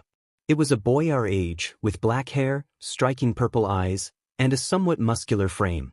The fear in his eyes when he tapped on the giant's arm was obvious to anyone who caught a glimpse of them, and yet he still got the giant to look at him. "I know where it is if you're willing to follow me." The boy feigned a bubbly personality, but it seemed to trick the giant well enough. That boy was so manly. Something I wasn't, not at all. Instead of protecting those girls, all I could do was stand there like an idiot and make someone else do it for me. Damn it. I ended up walking away in disgrace, content to not let the girls see me. So, what the hell did I do that for? Katsuo was on his way back from the library, for books in the plastic bag he was carrying when he saw a man speaking to a group of girls his age. It was creepy to him, but he most likely would have just walked away if it weren't for his perception.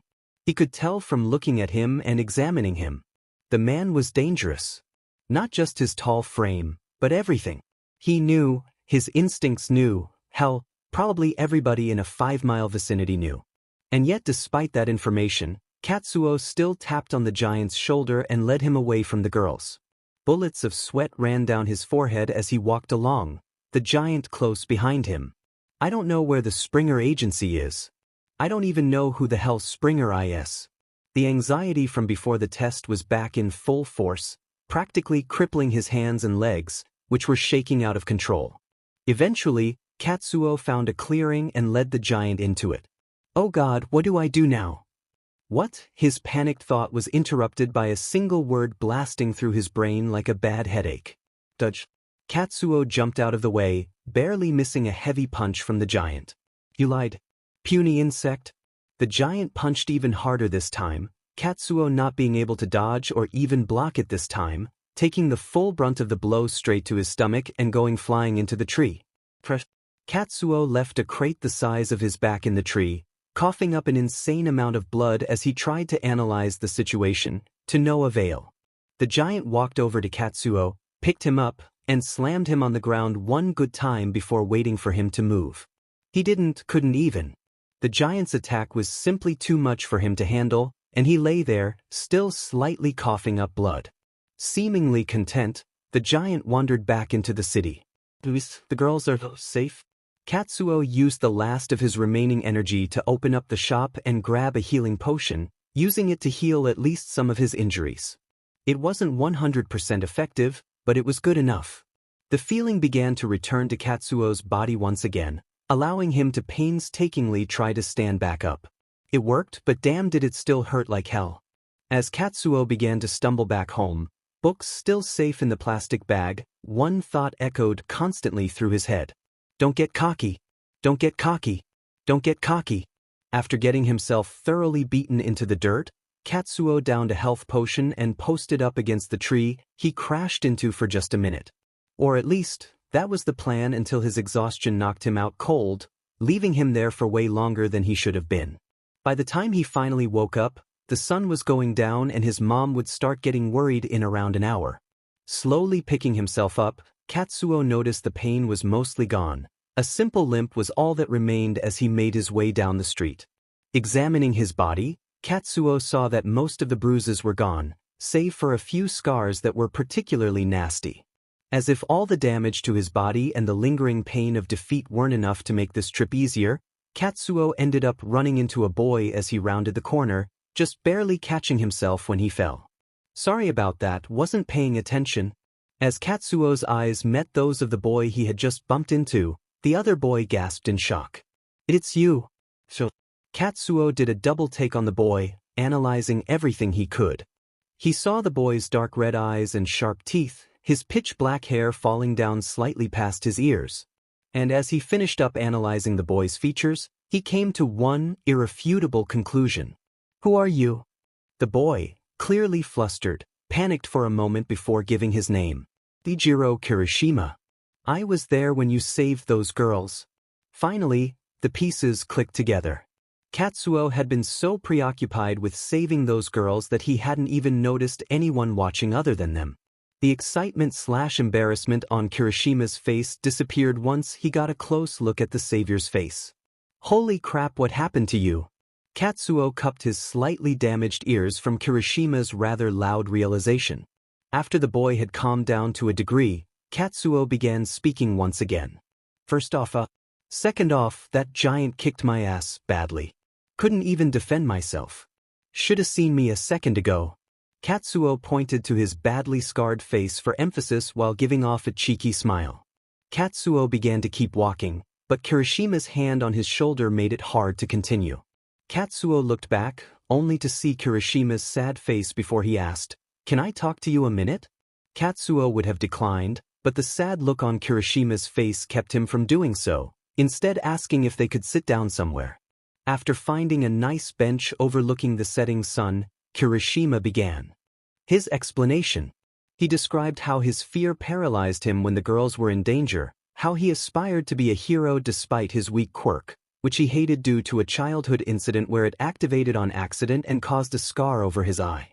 Meanwhile, Katsuo sat and listened to practically this guy's entire life story. He didn't want to listen, he just wanted to go home and take a nice, long soak in the bath and forgot about his ass kicking for a moment, but he still listened. It's what a hero would do, I suppose. After a few more minutes of monologuing from Kirishima, he sat back down on the bench next to Katsuo, waiting for him to say anything. After a few long, excruciating minutes of waiting on Kirishima's end, his listener finally began to say something to him. "Let me see your quirk." Kirishima was shocked to say the least. The look on Katsuo's face told him he didn't care, but clearly he did if he wanted to see the boy in action.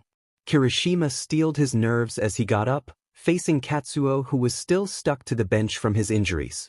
And then, Kirishima's body became jagged and hard as rock. Every feature on his face that was soft before, aside from his teeth, was now sharp and pointy. Even the pupils in his eyes were sharp. After a moment, the hardening stopped, and Kirishima sat back down on the bench, his eyes glued to the ground. A few even more excruciating minutes later, Katsuo, who had his eyes closed after seeing the demonstration, spoke up. "What are you so sad for? Seems like an amazing quirk to have as a hero." Kirishima's eyes widened, his head shooting up to look at Katsuo, who in turn was staring at the sunset. "Your hardened body can be used to protect civilians from falling debris or stray attacks, and it can also be used pretty effectively in a fight. Once again, what's the problem with such a good quirk?" Katsuo knew there was no good answer to the question as he had just proved, but he was interested in Kirishima's answer. "It's not flashy." Katsuo sighed, never taking his eyes off of the beautiful sun. Kirishima's yet another byproduct of this ruined society. If you're quirkless, you're trash, and anyone with a quirk that isn't flashy is stepped on by those whose quirk is flashy. It's the same broken society that killed my soul long before it killed my body in that street. What makes you think a quirk needs to be flashy to make a good hero? A good hero is someone who protects the lives of the innocent, as well as preserves their smiles. As long as you can achieve that effect, then you're a good hero. Through teary eyes, Kirishima saw Katsuo turn to him with a large, determined smile on his face, the skin almost glowing in the sun's final light while his purple eyes shone brightly. "Ijiro Kirishima, I believe you have what it takes to be a hero." The tears were streaming down his face, happy ones, but tears nonetheless. A small chuckle escaped Katsuo as he finally stood up from the bench, wincing slightly at the pain in his side. Kirishima rushed to grab him before he could fall over, completely willing to help his savior get back home safely. By the time they got to Katsuo's house, the sun had already fallen, and he knew his mom was probably waiting to give him a worried lecture about staying out late without calling first. At the foot of the driveway, Katsuo signaled that he was fine from here and told Kirishima to stay safe. Before letting him leave, however, Katsuo held his fist out, his determined smile back as he gazed upon his new friend. "Go beyond." Kirishima understood instantly, bumping his fist against Katsuo's. Plus ultra. After dealing with his mother's tears of worry, Katsuo settled back down into the bath, getting the soak he so desperately needed. Plus ultra. So, Katsuo had become a sort of legend in the Tower of Dungeons. Tales of a lone adventurer clearing entire floors by himself began to circulate throughout the town on floor 0. Of course, there were people who didn't believe it was possible, but those who did believe were the ones who saw it happen right in front of them. Eventually, the guild caught wind of this mysterious adventurer. "We need to find him immediately." An old man with a gruff voice and snow-white hair was sitting in his office, watching the streets attentively as his secretary jotted something down. "But sir, we don't even know if he's real." The old man thought for a moment. "Maybe, but if he is, we need his help with the upcoming dungeon break. The rumors heard by my men say he was last seen on floor 5. Start the search from there and find him. We need to catch him before he gets to a floor we can't clear safely." The old man's words were final, his secretary affirming his command and running out, gathering all of the adventurers she could find. As she began doing so, the old man saw a peculiar young man in the street, his purple eyes almost commanding respect. Meanwhile in the dungeons, Katsuo had quickly made his way back up to floor 5, where he fought his way through minotaurs. They were just as strong as the boss on floor 1, but it didn't matter. Katsuo was strong enough to make his way through them easily. Twisting, turning, slashing and stabbing his way through the masses, he eventually found his way up to the dungeon boss. It was a giant, at least 20 foot tall with a large frame. An even larger stone sat on its shoulder, apparently its choice weapon. Katsuo wasted no time initiating his attack, running up to the giant and sliding across the floor, cutting through its tendons as he scraped by. The giant howled in pain before recovering quickly, smashing its block of stone into the floor, the ground breaking beneath it. The shockwave of the crash caused the rest of the flooring to also shatter, flying into the air with Katsuo riding one of the pieces. Seeing the perfect opportunity, he went in for the kill, activating his jump barrage skill to jump from one piece to the other, making cuts in the giant as he flew by. However, the giant was too strong, and so it smacked Katsuo out of the air, who landed on the wall. In an instant though, Katsuo jumped back off the wall and aimed for the giant, this time cutting straight through the nape of its neck with one final blow, sending it to the floor. The giant disappeared upon impact with the ground, turning into a cloud of black dust that slowly but surely dissipated, allowing Katsuo to spot a mana crystal where the giant had just died. Landing safely on the ground, Katsuo grabbed the crystal and went to sit on one of the giant pieces of rubble left in the wake of his fight. Before he could trade it in the shop, however, a group of armored soldiers ran into the room, circling him and pointing their spears at him. Katsuo, unfazed by the sudden intrusion, merely slipped the crystal into his pocket and stepped off the stone, gazing at the soldiers one by one. They tensed up at his gaze, almost like instinct, but they stayed ready for a fight. Is this another rookie crushing? Katsuo had grown accustomed to something like this happening at random. After his first trip onto floor 1 being incredibly successful, groups of adventurers who didn't like new blood cramping their style would sometimes try to bully him into quitting. Of course, none of those weaklings stood a chance, and Katsuo always came out on top. In fact, Katsuo must have gotten popular among those clowns, because the attacks stopped after some time. Either that, or they were too busy recovering in the hospital to come after him again. The way didn't think it would happen again. And he was right. You don't have to worry, these hardworking men are merely for safety purposes. Katsuo turned his gaze to the entrance of the boss room, spotting a woman in office clothing coming towards him. Sensing no ill intent from anyone in the room, Katsuo settled down. "I apologize for startling you. The soldiers are only there in case you were dangerous." "I mean you are, but you don't seem like the type to hurt innocent people." The woman waited for Katsuo's response. "So what are you doing here?" The woman smiled at his question, signaling the guards to lower their weapons but stay vigilant just in case. "The guild master would like to meet you." So, Katsuo was going to decline at first, but soon decided that whatever was happening might be worth his trouble. And so, he found himself in the office of the guild master, sitting right across from the man himself. He was old, with wrinkles all over his face and snow-white hair to match. However, he exuded power, and if Katsuo had to guess, they were probably on the same level in terms of raw power. However, Katsuo had no doubt in his mind that the old man's experience could easily allow for Katsuo's defeat. Never underestimate the elderly. "Mr. Katsuo, was it? Thank you for taking time out of your day to come see a doddering old fool such as myself. The guild master spoke with a gruff voice, analyzing Katsuo's movements as he readjusted himself in the seat. Please, sir, I have all the time in the world. It wasn't necessarily true, but it was close to it. The time in the scenarios was way less compared to the time in the real world, with 4 hours in the scenarios only equating to around 10 minutes on Earth. Recognizing it was his turn to speak again, the old man continued. It would seem the rumors about your strength are true. My secretary informed me of a battle between you and the 5th floor boss, where you came out of it with only a few scratches. Is that true? Katsuo nodded his head in affirmation, much to the guild leader's delight. That's good then, because I'm afraid I need your help. You see, once every 5 years, something called a dungeon break occurs. It's when the monsters from each floor of the dungeon find their way down to floor 0 in an attempt to leave the tower. I'm sure I don't need to tell you how disastrous it would be if the monsters got out of the tower. Fortunately, only the monsters from floor 10 and below can make it down here, but it still poses a threat. I want to request your help in defeating the monsters tomorrow night when they make it down to floor 1. Of course, you will be rewarded very handsomely, and your reputation will also skyrocket. I wouldn't dream of asking if I couldn't pay you in return. Money, reputation, and heroism are all well and good, but Katsuo only wanted one thing out of this fight implicitly: experience. Killing an army of monsters coming in his direction just sounded like a whole bunch of experience collecting right in front of him. Leveling up would certainly make his job a lot easier, and Katsuo could trade the money into the system and invest in 2 new daggers. His old one was starting to wear down a bit.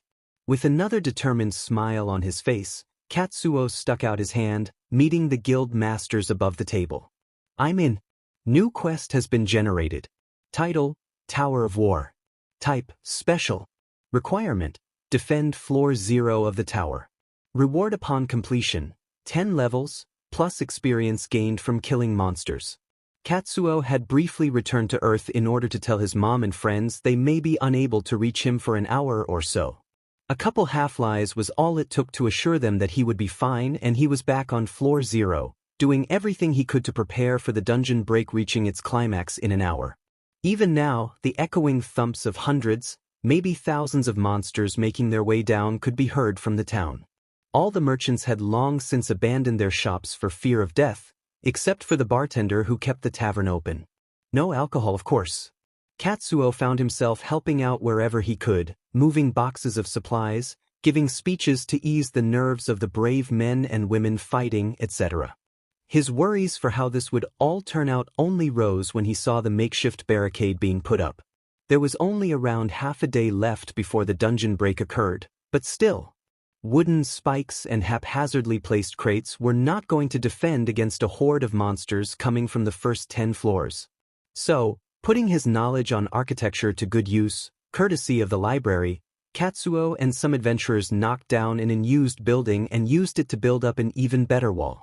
Not like the bar was set high though. There were more jobs left to do, but Katsuo left those to the experts since his mind could only hold so much information right now. Eventually, he found himself on top of one of the guild buildings, watching the people work tirelessly as they prepared for a war. Katsuo did notice a rather bright man sitting around doing nothing, but it was none of Katsuo's business. That guy is gonna die first. Katsuo took out his lunchbox, which had been packed by his mother, and slowly began eating away at it, refilling his energy. He could have just drunk a stamina potion and been done with it, but boxed lunches from loved ones heal the body and the soul. Needless to say, Katsuo got out of it with much more energy. Realizing he had a pretty good vantage point of the area, Katsuo stood up and began analyzing the defenses. Everything seemed good for the most part. The wall was nearly finished, supplies were where they needed to be, and it seemed the preparations were nearly complete with an entire hour left to spare. An open field of rock stood in between the edge of town and the entrance to floor 1. Upon first coming here, Katsuo had wondered why they didn't expand as much as possible, but with dungeon breaks happening, he guessed they wanted the least amount of damage possible. I wonder how my friends are doing. Friends? When did he begin worrying about other people? When did he have people to worry about? Everything after saving his mom was a little bit of a blur. Constant fighting and bloodshed had eventually led to Katsuo sort of making his way through life on autopilot. He had clear memories of Midoriya and Kirishima, how he'd inspired the two to follow their dreams and become heroes, but that was it. He could barely even remember the blonde guy from the beach. This realization brought a deep-seated unrest to Katsuo's soul. If he couldn't enjoy his new life to the fullest, then what made it any different from his old one? Guess I'll have to slow down a bit when I get home. I won't instantly die if I stop working for a few days. With that little bit of soul-searching out of the way, Katsuo's ears picked up the sound of the roof entrance opening and closing behind him. Turning around, Katsuo spotted the guild master. "Hey, old man. Proud of the way things are going down there?" The old man found his place next to Katsuo and looked down at all of the young adventurers, scrambling about to get their jobs done while also finding the time to smile and laugh. He looked down at them with the eyes of a grandpa watching his grandchildren play in the dirt. "I'll be proud once I see them smiling tomorrow and know they'll be all right." The two men just stood there for a while, taking in the sight of the glowing town in the darkness of the area, all those little people down there, each with their own life to live after today. Those lives are precious flames that must be protected. Unfortunately, all good things must come to an end, as the time for war was near approaching. "You know where to go. I'll see you after this ordeal is over." The guild leader shook Katsuo's hand, entrusting the lives of his adventurers to Katsuo. After that, they parted ways, each going to their own station. Although he was still strong, the guild leader was much stronger when it came to strategy and planning. He saw a battlefield the way an artist saw a blank canvas, remembering every adventurer's strengths and weaknesses, then selecting the best place for them to be. He was on top of another, shorter building that was closer to the front. Meanwhile, Katsuo had posted up at the nose of the army, being one of the commanders on the front lines. He and two other men were there, supposedly the strongest in the tower. The first man was the flashy guy from before. His golden hair, shiny white armor, and smug attitude were shining in the darkness. In a bad way. My, they sent more street trash to back me up? Whatever, I suppose a dirty rat like yourself will just have to do. Katsuo could tell immediately who this guy was. His name was not important enough to remember, but his class? Oh man, this guy was a textbook, self-important, ego-inflated royal. Not the type of royal to recognize noblesse oblige, but the type to think anyone who isn't royalty is gutter trash and worth nothing. Katsuo didn't think this guy had worked for anything in his life, much less picked up a sword, but maybe he was just judging a book by its ugly, disgusting cover. Either that or he had this guy all figured out from just a glance. Next up for meet and greet was the other strongest adventurer, known as the Black Death. A creative name for someone who walked away from Katsuo as he tried to make small talk. The man looked to be around 17, maybe 18 years old. He had black, spiky hair with crimson-red eyes that shone brilliantly in the dark.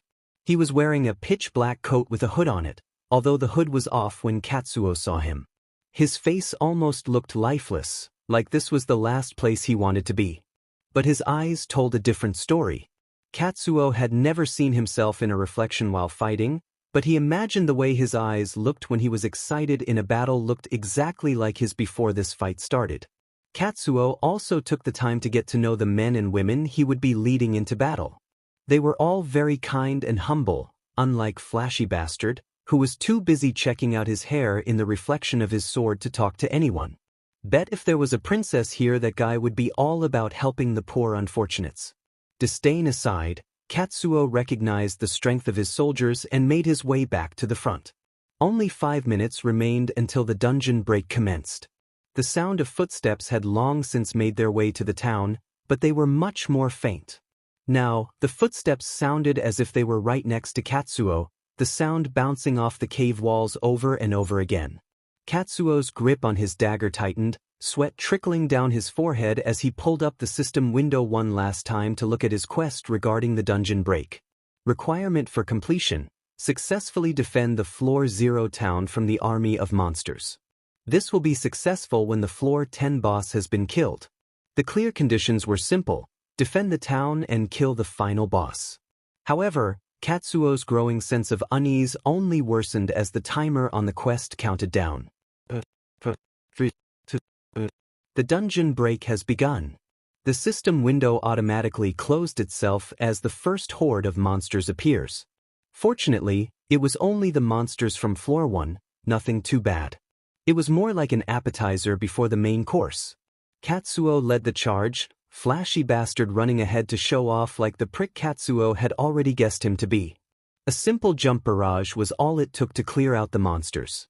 Because floor 0 was so large, the walls were way too spread apart for Katsuo to jump off of them, so he ended up settling for just jumping off of the monsters as he cut through them all. There was no break in the action, however. More monsters began to pour in at a rapid rate. Kobolds, armored skeletons, large green slimes, etc. It seemed every monster was being pulled from D&D and put straight in Katsuo's line of fire. As the monsters became progressively stronger and stronger, Katsuo found himself having to spend more and more time on each group, but he managed. Soon, a break in the fighting appeared where floor 5 should have been. The reason there were no monsters here was due to Katsuo's rampage across floor 5 the day before. The adventurers took this time to regroup and plan their next move, with the guild leader reorganizing his soldiers to fill in for the adventurers who had been injured during the first 4 waves. All in all, not many of them were hurt, and there were no deaths to speak of. The adventurers crowded around Katsuo, phrases like, "Thank you" and "You're a lifesaver" were thrown around like crazy, a blushing Katsuo saying he was just doing what was right as his ego began to inflate. Of course, memories of the giant from a couple days ago stopped it from getting too large, but Katsuo was happy. He had successfully preserved their smiles in the middle of a war, and that was all he needed. Of course, the break didn't last long. After everyone had gotten situated, they were back to the fight. Katsuo didn't know it yet, but shit was about to get real. Floor 7 was a bloodbath. Katsuo was surrounded on all sides by giants, minotaurs, slimes, etc. He dodged a giant stone, jumped on top of it, and sliced through the necks of 10 minotaurs before turning his attention to the giants. Fun fact, slimes are extremely acidic. Katsuo found that out when a strong kick had pushed a giant into a slime, its screams of pain and possibly even terror echoing all throughout the cave. Katsuo had no time to process this, however, as more giants began to converge on his location. He jumped, punched, kicked, and slashed his way through the horde, keeping a tight circle of open air around him at all times to keep from being overwhelmed. Jump barrage and punch barrage could only do so much as their cooldowns kept getting in the way of their use. Katsuo had drunk around 10 stamina potions and 2 health potions at this point, and he was starting to wonder how much money he would actually make by the end of this ordeal. Time after time, more monsters, and even more monsters came out of the woodwork. Jump/kill, jump/kill, the blood evaporating off of Katsuo's skin as an unstoppable force met an army the size of a small country. He didn't know how many enemies remained, nor how many allies would still be alive to have his back. All he knew was that he had to keep going, for the sake of everything he fought for up until now. And then, the fighting came to a stop. A giant, greenish-blue tail came out of nowhere, slamming into Katsuo's side and sending him to the other side of the small town, crashing into a shop. Everything was blurry, the sounds of screaming distant as Katsuo's vision began to fade. And then he was back. Through sheer force of will and a determination to see this fight through to the end, Katsuo gritted his teeth and climbed his way through the rubble, making his way onto the roof of the shop. He drank a health and stamina potion, not entirely back to full strength, but better off than he was a second ago. His eyesight returned to normal, the battlefield grew more defined and less blurry. What he saw was a massacre. The adventurers had suffered a few casualties and were retreating away from the wall. They were fine in the grand scheme of things. Looking in the direction they were running from, however, Katsuo saw the army of monsters being slaughtered by another monster. The creature was large, taking up a good chunk of the battlefield. Its scaly skin was greenish-blue, with a tail behind it that was smacking monsters into the ground repeatedly. And at the top of its body were 3 separate heads, with large fangs and deathly eyes. The hydra of floor 9. Unlike the monsters around it, who ignored each other in favor of killing humans, the hydra was a mindless monstrosity, merely killing anything near it. The adventurers were all hiding behind the buildings now, praying to anything that would listen to spare them and save their friends and family from the thing that was currently killing every living creature it saw. Katsuo, knowing he had no time to spare, began making his way to the battlefield once again. He spotted the two men from earlier and touched down next to them. "Okay guys, what's the plan?" Katsuo asked, looking at the other two as they simply watched the monster. Flashy Bastard was horrified, and Katsuo doubted that he would still be here if he could get his legs to move properly. But the other man? His crimson eyes just screamed excitement, like he couldn't wait to get into the fight, his deranged smile adding on to that startling conclusion. "Okay, let's just rush in and attack, yeah?" And that was how Katsuo found himself running alongside a potential serial killer and a potential serial bedwetter, a literal wet blanket, if you would. The hydra caught sight of the unlikely trio, swinging its tail down and absolutely obliterating the ground where they once were. Katsuo and Flashy Bastard had jumped off to the right while Crimson-Eyed Psycho Killer jumped to the left. Katsuo could have sworn he saw Crimson licking his blade too. Katsuo began running up the hydra's tail, dodging balls of acid spit as he made his way up the torso. Flashy Bastard was no longer anywhere to be seen. The middle head of the hydra prioritized Katsuo, firebolts flying everywhere in a blaze of glory as Katsuo began running faster and faster, running up the scaly back of the hydra. And lo and behold, a giant jumped onto the hydra's back as well. "I'm such a trendsetter," Katsuo thought to himself as he dodged the giant's equally large stone and sliced through his neck. It was nothing but cannon fodder as Katsuo finally made his way up to the base of the necks. Somehow, Flashy Bastard and Crimson were already up there, cutting through the necks as best as they could. Katsuo decided to target the middle head, jumping off of the other two as he began to slice and dice through the hydra's neck. Timber! The head fell off of the hydra, slamming into the ground. Eaha! The sound of a royal scream pierced Katsuo's ears. Flashy Bastard was now Bloody Bastard, being chewed up inside the left head. No! Katsuo, who was now standing on his last legs from pain and exhaustion, made one last desperate bid to save Blood Bastard from his fate, pouring all of his mana into a single, highly strengthened punch to the jaw. It worked maybe too well. The hydra's head burst, covering Katsuo and already Bloody Bastard as they fell to the ground. Katsuo held his damaged side, the groans of pain coming from Bloody Bastard snapping him out of it. He grabbed the poor man, whose lower body was fully chewed through, and began running back to the town. Crimson must have finished off the hydra, because one last screech was heard before its shadow began to grow over Katsuo. "It's falling right over us." Katsuo poured his energy into his legs, sprinting even faster as he just barely cleared the impact area. He tripped, sending him and poor Bastard to the ground. It was clear now, there was no hope for poor Bastard to survive. Katsuo dragged himself over, buying a healing potion from the shop. He considered drinking it himself, not having enough money to buy another one, before deciding to give it to the man beside him, hoping it would alleviate some of his pain. Katsuo collapsed onto the ground. His labored breathing. "Your name?" the man asked, using his last words to learn the name of his hero. "Katsuo." "Hiroki Katsuo." The man didn't respond. Katsuo tilted his head over to look at him, gazing upon the man's visage. He looked like he was asleep, but Katsuo knew better. The last thing he remembered seeing before blacking out was the guild leader's panicked expression, the sound having faded away as Katsuo finally succumbed to his injuries and allowed himself to be swallowed by the darkness, if only temporarily. Quest cleared. That was certainly an interesting display, no? It would seem the successor to power has been born. He has certainly proven himself to be a worthy adversary. We may see fun yet again, my friends. The creature, cloaked in darkness and death, gazed upon Katsuo as he was taken into a medical tent, before leaving the battlefield.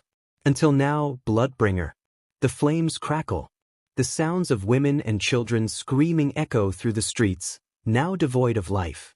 The sound of the buildings around me crumbling. The sound of those monsters, the Nomu, growing nearer. This has happened before, hasn't it? I remember running, They were behind me, I think. I ran out onto the main street and saw a girl about to be attacked by one of those monsters. I saved her, got her away from the danger, or at least away from the danger behind me. I distracted the Nomu, more came, and then oh god. They're punching, kicking, stomping, I can't escape. A rabbit saves me, then continues on its way. And then I die. No system. No phantom pain from my missing arm. Nothing. A dark void, where I spend the rest of my days. Katsuo almost flung himself out of his bed with how fast he sat up. He gripped his face with his sweaty hand, attempting to get his breathing under control. Just a nightmare, it was just a nightmare. After a few moments, Katsuo finally calmed down enough to forget his nightmare and take a look around. He wasn't on his bed, but a green cot. I've really made it a habit of collapsing, haven't I? Looking around, he was in some kind of medical tent. Memories of his fight with the Leviathan and the poor bastard he couldn't save returned near instantly. He slowly got out of bed, and after assuring the worried nurse that he was fine, made his way out of the tent. It seemed that the town had survived. There were only a few people inside the tent, with the rest helping out in restoring the town to its former glory. The merchants had returned to their shops, but one in particular was just staring at his shop, dumbfounded by the large hole in his wall and ceiling, caused by Katsuo being rammed into by the Leviathan's tail. I'll have to help him repair that later. Katsuo, having nothing else to do other than that, decided to go check out the guild leader. It was a bit hazy, but he remembered the old man helping him after he collapsed. Looking around, Katsuo finally spotted the guild leader on top of some sort of makeshift wooden tower. "Make sure that thing doesn't collapse," Katsuo said teasingly. The old man looked down, smiling wide when he saw Katsuo back to normal. "Katuso, my boy. I'm happy you're awake." The guild leader spouted off a few more orders to the adventurers and climbed down, walking over to meet Katsuo. "I know this might not be the right time, but please follow me, I have your reward in my office." Katsuo wanted to help out with the merchant's shop, but that could wait for later. It was reward time. Upon entering his office, the guild leader stepped to the side and allowed Katsuo to see the massive leather sack on his desk, along with a card. Picking it up and examining it, Katsuo discovered it was an adventurer's card. It was shiny and white, a subtle glare showing as Katsuo moved it back and forth under the magic lights of the room. Although it was blank. "Is this a joke, or some kind of irony that I don't get?" Katsuo said, waving the empty card around beside him. "Of course not, Katsuo, you're the pride and joy of my guild after all. Simply place a drop of your blood on the card and the magic will do its work for you. Simple enough." Katsuo summoned his dagger, which was definitely going to break soon, and pricked the tip of his pointer finger with it, placing the drop of blood on the card as he was instructed to. A light began to glow from the point of contact, and a sort of ripple moved across the card's surface. After the ripple made it to the edge of the card, Katsuo's information appeared on the card. Name, Hiroki, Katsuo. Katsuo's eyes began to trace the shape of the letters coming after his rank. Ses? That's the strongest ranking. Katsuo was terrible at hiding his excitement in this situation. To his credit though, so was the guild leader. "My god. I knew you were the strongest in the guild, but to be this strong." Katsuo high-fived the director before the two realized how uncouth they were being and settled down. Ahem. "Anyway, you might be wondering what this card is for. Basically, it will track your progress through the dungeon. Each level is not only more difficult, but longer as well. It will take more time on each floor to reach the boss. The card can also tell you how strong you are currently." Katsuo looked on the back and found a familiar-looking pentagon. "I already have the system for that and more, but I'll keep this as a memento because it's cool." Undeterred by the near uselessness of the card, Katsuo slipped it into his jeans pocket and turned towards the table. The leather really was large, about as big as the lower half of Katsuo's torso. Looking inside the bag revealed it was filled to the brim with gold coins. The initial excitement of realizing this was all his faded quickly though. Katsuo turned to the guild leader and pointed at the bag with a face that said, "Will this crash your economy?" In response, the guild leader simply threw a thumbs up, which could honestly mean anything. Katsuo looked back at the bag with a conflicted look. Sir, I thank you so much for this, but aren't there people who deserve this way more than I do? The old man simply looked at Katsuo with a kind smile on his face, one deeply resembling that of a grandfather. Maybe he actually was one? Katsuo, you are a kind person indeed. You should not feel conflicted about receiving this reward, it's only right after all. You saved a lot of people, and those people are very thankful. I don't know why, but there were more monsters this time than any time recorded in history. If you weren't there 2 days ago, I doubt any of us would have survived. You have my and everyone else's gratitude. Katsuo, who looked at the guild master dumbfounded, simply turned toward the bag and said, "Thank you." Then he realized something. 2 days? Panic spread across Katsuo's face in an instant, struggling to process the newfound information. How long have I been in here? 4 hours equals 10 minutes, 24 hours equals 1 hour, 48 hours equals 2 hours, oh thank God.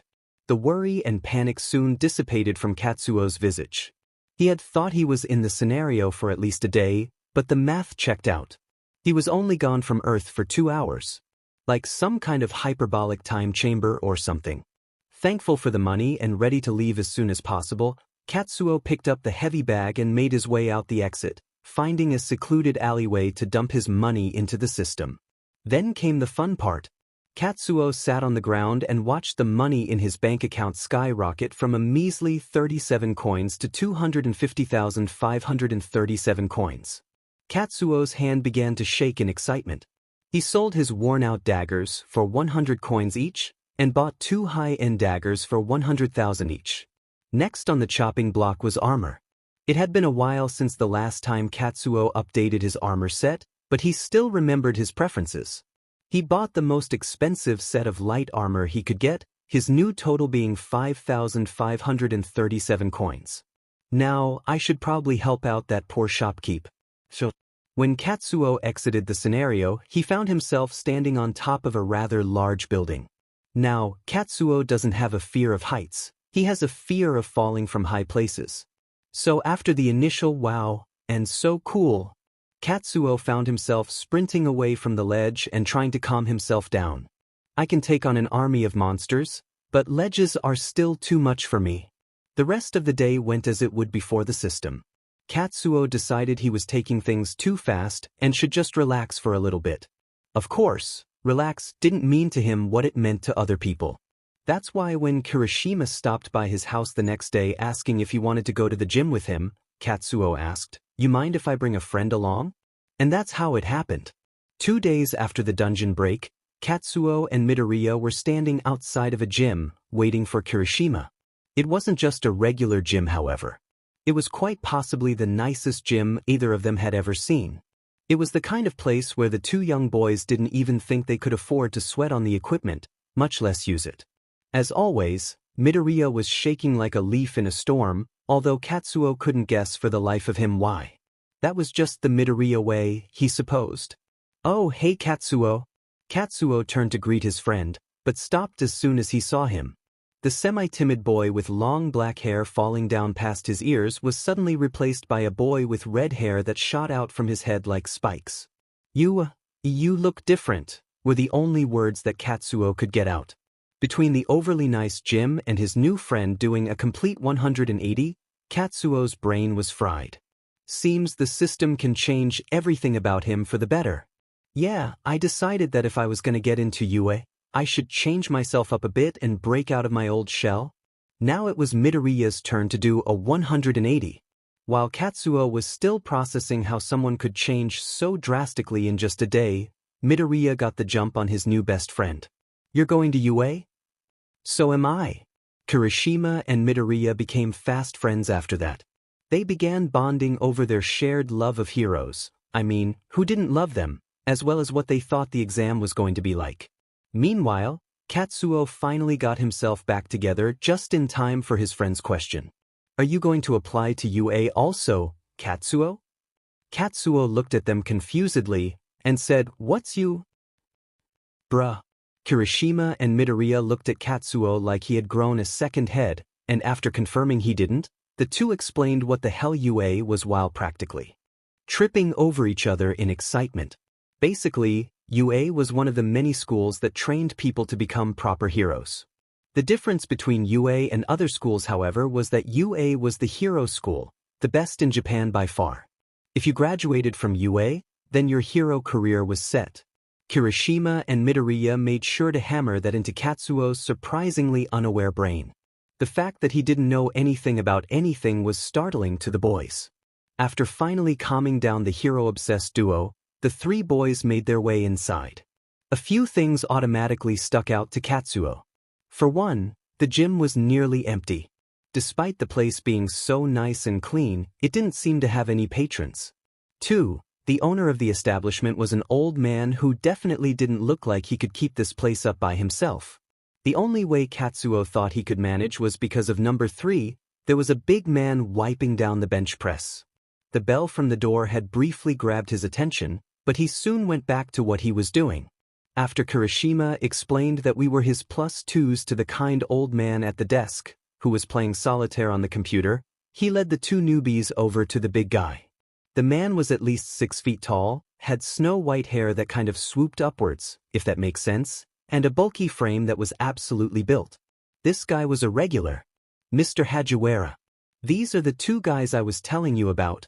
Katsuo introduced himself with confidence and gusto, while Midoriya did his usual shaking routine while stuttering out his name. If he wasn't careful, people would start thinking his name was Midoriya or something. Ah, it's great to meet you kids. My name is Hagiwara Maya. Kirishima has talked a lot about you, Katsuo. Kirishima shut his eyes, smiled widely and rubbed the back of his head while nodding. In the corner of his eye, however, Katsuo saw Midoriya look up to the sound of Mr. Hagiwara's voice, as if it were familiar. Death Arms? Katsuo looked at the large gym-goer in alarm, assuming from the name that Death Arms was a villain. The sight of Midoriya pulling his notebook out of nowhere excitedly put him at ease, however. Katsuo and Kirishima were easily confused, but the words Mr. Hagiwara said while writing his name into the mysterious notebook did something to ease their confusion. Honestly, I'm surprised you could find that out, Midoriya. Although, I guess I didn't do much to hide my identity. Mr. Hagiwara chuckled to himself, and Katsuo did the same, knowing he could have seen it if he knew who Death Arms was. After Mr. Hagiwara formally introduced himself to the teenagers, he began to teach Katsuo and Midoriya how to properly use the machines. The casual gym-goer also helped in making sure Midoriya didn't injure himself while he found out what his limits were. Katsuo also needed help, but much less of it. Katsuo tapped out at around 300 pounds, which was crazy to the other 3 men considering Katsuo was only 13 years old, and he didn't even look all that strong. That was another reason for Katsuo to hit the gym. While he wanted to enjoy the childhood he never had with his friends, keeping up the appearance of a semi-normal person would aid in keeping his system a secret. After getting a proper working out in, and a nice spar with Mr. Hagiwara, Katsuo was thoroughly exhausted. He planned to hit the gym with Midoriya and Kirishima whenever it was his turn to train Midoriya. Yes, he remembered. So with that put of the way, it was time to get moving. Katsuo and Kirishima ended up splitting off from Midoriya on their way home, Kirishima using Midoriya's borrowed notebook to ensure there were no more gaping holes in Katsuo's knowledge. They were already halfway through Book 1 of Midoriya's hero database when Katsuo's nose alerted him to the smell of smoke. Not the good, hot dog-smelling kind either, but bad smoke that he could only assume was coming from a fire. Without even thinking, he and Kirishima broke off into a sprint, rounding the corner only to find an apartment building burnt to a crisp. The fire was still going strong, and the heroes who came to put it out were busy dealing with the group of villains who started the fire in the first place. Katsuo could tell they wanted to get to the fire and save the people trapped inside, but the villains outside were giving them way too much grief to do anything. They didn't even need to say anything. The two boys saw the look on each other's faces that said, "Fuck it." One of the pro heroes on the side was the normal hero, Manuel, who was attempting to fight the villains off while also dousing off the fire. It wasn't working through, so Katsuo and Kirishima jumped the police tape, evaded the police keeping the public at a safe distance and jumped in the line of fire, getting absolutely soaked in water. "Hey, what the hell are you kids doing?" Manuel's yelling fell on deaf ears, however, as the duo quickly made their way inside. It was time for Katsuo to use his abilities to their max due to his increased intelligence. Katsuo was not only smarter, but he could control his mana more effectively. It allowed him to control the amount of mana spent when using a skill, as well control the mana as well. It took a crap ton of practice, but it would all be worth it if he could save people with it. Katsuo closed his eyes and focused, allowing his mana to pool in the center of his chest before sending it outwards. The invisible energy, completely undetectable to anyone else, spread throughout the entire building. Katsuo knew immediately when he had found people. Living creatures felt different compared to objects, allowing Katsuo to ascertain the amount and location of people. He quickly informed Kirishima of the locations of every victim in the building, allowing them to split up to cover more ground. The people outside the building held their breaths in anticipation as they waited for the teenage boys, only for them to come out holding 4 or more people at a time. They thought it was over, but the boys knew otherwise. "Hey Manuel, I'm feeling kinda dry, mind if I get a quick soak?" Manuel looked at Katsuo like he was stupid before dousing him and Kirishima, despite Kirishima not getting to say anything yet. "Damn brats," he muttered as he fought off the villains. Once again, the boys came out holding more and more people, laying them out on the ground by the ambulances and rushing back inside, coming with dumber and dumber excuses each time they went back in. "Hey man dash," Katsuo was stopped by Manuel blasting him with water a little harder than he needed to before running back inside as quick as lightning. It took a little while, but eventually there was nobody left. "Okay, this is the last of the victims, now let's get the hell out of here." The danger was never over around Katsuo though. As he and Kirishima ran out of the building with one person in their arms each, the building's structural integrity began to break down rapidly, causing it to collapse. Katsuo, recognizing the sight of something falling down above him, yelled to one of the heroines nearby to catch his victim, with Kirishima doing the same with another hero. After getting them to safety, there was one more person that needed saving. Kirishima grabbed onto Katsuo's arm, and Katsuo grabbed onto Kirishima's arm. They looked at each other dumbfounded. But unfortunately for Kirishima, Katsuo was stronger. With one good throw, Kirishima was out of the danger zone, watching in horror as the building collapsed on top of Katsuo's bright smile. The people were horrified. The heroes who weren't fighting were horrified.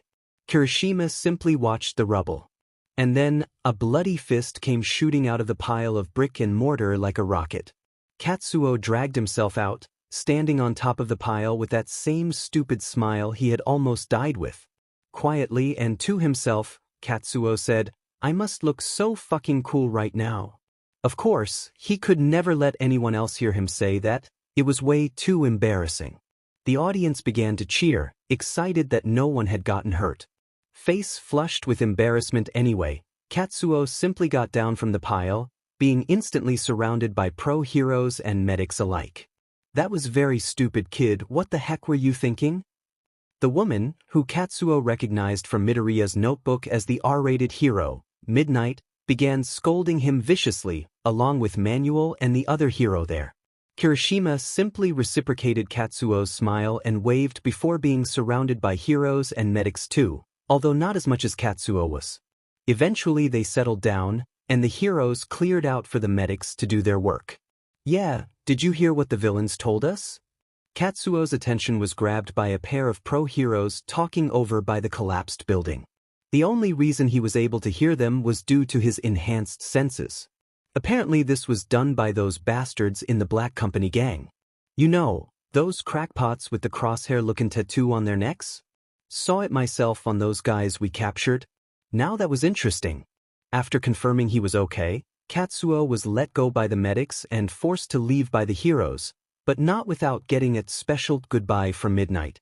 "And if I ever see you doing something stupid like this without a license again, I'll have to punish you." Midnight looked especially sadistic when she said punish. Katsuo awkwardly smiled at her before turning and running towards Kirishima, who had been waiting for him for a little while now. "Honestly, Kirishima, I think we have a lot to be proud of for today." Kirishima agreed, and the two boys walked away from the crime scene with a satisfied grin plastered on their faces. Still though, it might be fun to look into that gang later. Katsuo was always up for a nice, fun game of cat and mouse. Katsuo regretted a lot. Fortunately, he has the power to change most of what he regrets. Spending 2 hours of his life trying to search up the Black Company gang on his computer and finding almost nothing? Yeah, he's never getting those 2 hours back. Katuso leaned back in his chair and groaned, wishing he could find anything about the gang, but he couldn't. He even looked up their stupid-looking symbol, the crosshair-looking thing. Nothing. Welp, guess it's time to hit the pavement. Katsuo was scheduled to go to the gym today with Kirishima and Midoriya, so he had until around 12:10 to do whatever he wanted. Katsuo figured the best way to find a gang-related crime was to search from a vantage point, which inevitably led to Katsuo climbing up to the roof of a tall building and searching from there. Besides, if the Black Company tried to burn another building down, he would see the smoke fairly easily. What he wanted to do was search that building they had already burned, but it was way too collapsed for Katsuo to find anything alone. Besides, the police were all over it anyway, so he couldn't get close even if he wanted to. Anyway, it was time to focus up and lock in. Katsuo sharpened his eyes and ears and waited for even the slightest disturbance in the neighborhood. When he got bored 10 minutes later, he deemed it a good time to keep practicing with his mana. The going theory with mana was based on it being a type of energy. He wanted to solidify it somehow to create objects. That would be cool, but everyone starts somewhere, so he decided to settle on strings for now. Unfortunately, Katsuo was so busy training his mana proficiency that he practically fell off the building when a loud noise combined with his enhanced hearing nearly scared him to death. Literally. Jumping into action quickly, Katsuo jumped from building to building, making his way to the sound of active combat somewhere nearby. Okay, everybody, stay back. The police were doing everything they could to ensure the safety of the bystanders who were caught up in this mess. A drug deal gone wrong between two groups spiraled out of control, leading to an all-out fight between villains. One of them was blasting fire, another shooting shrapnel, while the last two had gigantified and were now fighting above an overpass.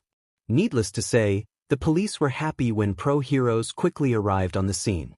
Headshot, midnight, and a surprise to everyone there, Mirko. Alright, who's ready to get their ass kicked first? Mirko yelled as she slammed into the pavement between the two smaller fighters. What the hell? The fire user panics, shooting out as much fire as possible. He must have had a limited supply, however, because he soon ran out of flames, only to get a roundhouse kick to the chin, sending him flying across the road. It may have been overkill. The rock shrapnel user was only a tiny bit smarter, opting to run away instead. Mirko instantly caught up to him, grabbing his leg as he jumped away and slamming him into the pavement. Now, for the giants. One had already been taken down by Midnight, who used her sleep pheromones to knock him out cold, causing him to shrink back to normal. Edgeshot had turned his arms to a sharp string and wrapped it around the legs of the other giant, whose gigantification had run out of time. Katsuo, who was watching from a few buildings away, was disappointed. Well, guess it's back to the building dash. Suddenly, a shout from the villain penetrated his ears, grabbing his attention instantly due to the panicked nature. Oh no, I am not going out like this. The man slipped his hand into his pocket, pulling out a syringe with some sort of red liquid inside of it. And then he jammed it into his leg, screaming in pain as the drug made its way throughout his body via bloodstream. The man's eyes rolled into the back of his head, his body growing larger and larger. His screams got deeper and louder. His size had stopped when he was twice as large as he was before. He was easily the size of a 15-story tall building and a threat to everyone nearby. However, something went horribly wrong. His body was unable to take the stress of his out-of-control quirk, his heart failing to keep up. The man, whose heart had given up and stopped beating, began to fall right on top of the overpass. Mirko, who had already jumped into the air to combat the giant, looked down in horror as screams of fear and despair rang out from the group of civilians hiding underneath.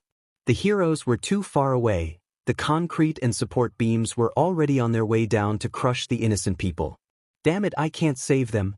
However, her eyes caught something. A boy with striking purple eyes moved as fast as lightning under the overpass, catching the falling debris. But, get out of here. he yelled through gritted teeth. The people moved quickly in their own right, scrambling to get out of the way of the falling debris. Mirko watched as this 13-year-old boy managed to hold up not only the weight of the overpass, but also of the 20-story tall giant that had fallen on top of it. And then, in a feat of pure strength, Katsuo infused his fist with as much mana as he could manage and punched the debris, sending it only a few feet upward, just enough for Katsuo to jump backwards out from under the overpass. He rolled across the road towards the police barricade, accumulating scrapes and bruises, but nothing too bad. Holy shit, good looks kid. However, a scene much like the one from a few days ago played out. Medics and policemen ran over to the idiot that risked his life to save random people, berating and bandaging him up at the same time. Then, it was the hero's turn. That was awesome kid. Mirko sprinted over to Katsuo, who only noticed her when she was right in his face. She was much too excited to notice the look of recognition the boy had in his eyes. It's her. She's a lot younger than she was at that time, but she's easily recognizable. Where other people would see the rabbit hero, Mirko, Katsuo saw the flash of white that had saved him from the Nomu and thanked him for saving the girl. He saw the last person he talked to before punching his ticket. He felt his heart tighten, his face became warm for some reason. He quickly snapped out of it though as a monster approached. Hey kid. What did I tell you about getting into stupid situations? Katsuo looked up in terror as Midnight stood above him, her arms crossed under an unapproving gaze. Katsuo was sweating now. You told me not to? Midnight smiled sadistically, licking her lips. Exactly. Now it's time for your punishment. Mirko watched in confusion as the R-rated hero, Midnight, dragged Katsuo off to the side, whispering in his ear while handing him a note. Come to my house in 2 days. I have some work I need you to do. Katsuo placed his hand over his beating heart and sighed. He was about to leave when a familiar rabbit hopped over to him. Hey kid, don't worry about what the pervert has to say. I think you were really awesome today. Mirko threw a thumbs up at Katsuo with her signature grin before hopping away again, probably to find more villains to fight. His blush was back, his heart beating even more wildly. Later, when he met up with his friends outside the gym, they worried about the dazed expression on his face. I think rabbits are my favorite animal now. This time, the 3 boys went to a nearby restaurant after their workout. Midoriya's training was going splendidly, making great strides strength-wise, so they all decided it was time for a nice reward. Besides, it was the perfect time to start teaching Katsuo about the information in Midoriya's second hero notebook. It was just about random heroes, the occasional big name coming up here and there, but nothing much. They ordered milkshakes and fries, ate up, and then split off to go home. This time, Kirishima and Katsuo were able to get home without any problems. Of course, that didn't mean the day was over yet. Katsuo went home and took a nap. When the sun had finally set on the restless city, it was time for investigative work. Katsuo went back to the overpass, which was now covered in police tape to keep people away. His attention, however, was set on a nearby alleyway that was covered in the same black and yellow that the overpass was. Must have been where the deal went down. Confirming the zero presence of police in the area, Katsuo snuck into the alleyway to do his thing.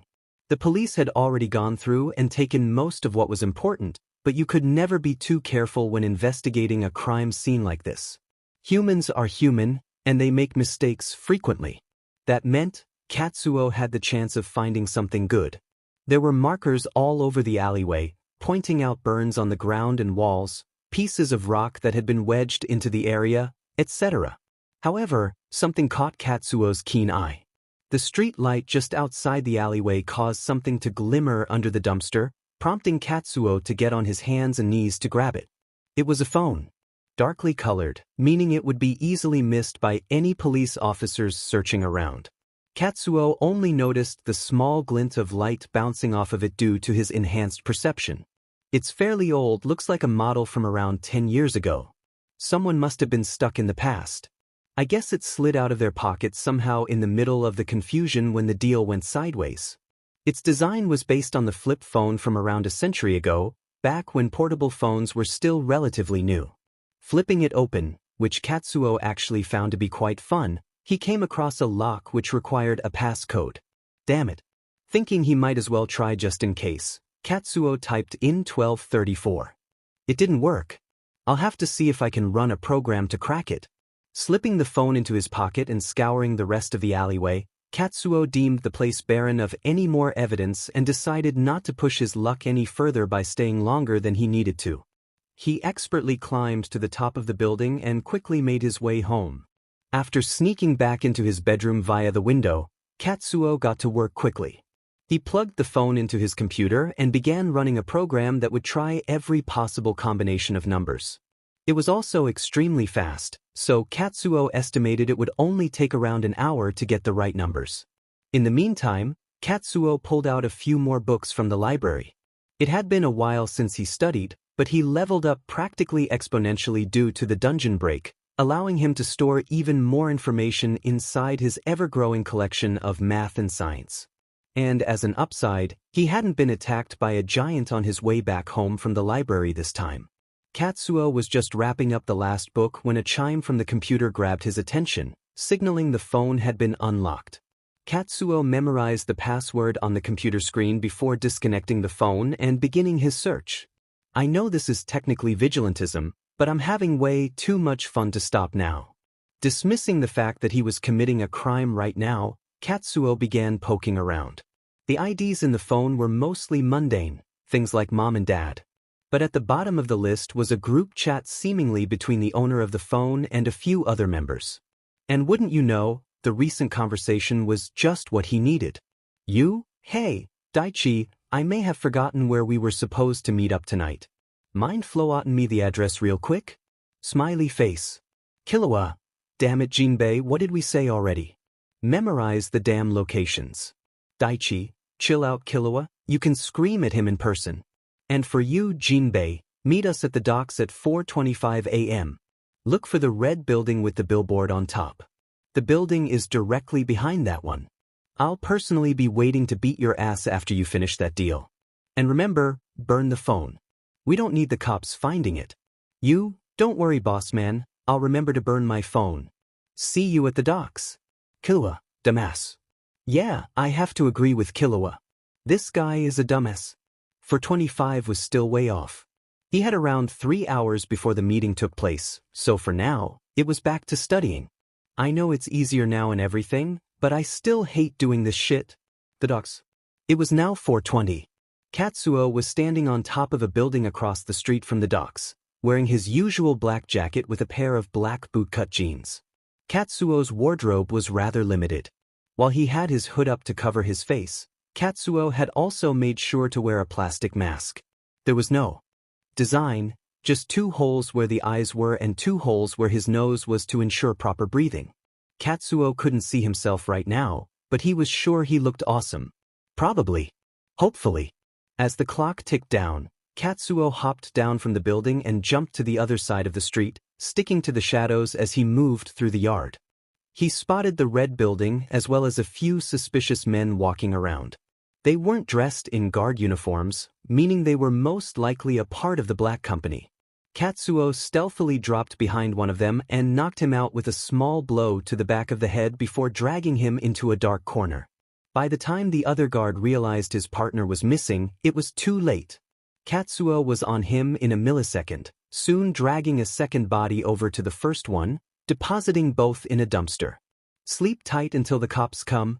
Katsuo continued forward, taking out any guards in his way as he grew closer to the meeting place. He even discovered where the real guards were. After checking their vitals and ensuring their health, he kept moving. Gonna have to start studying medical books as well.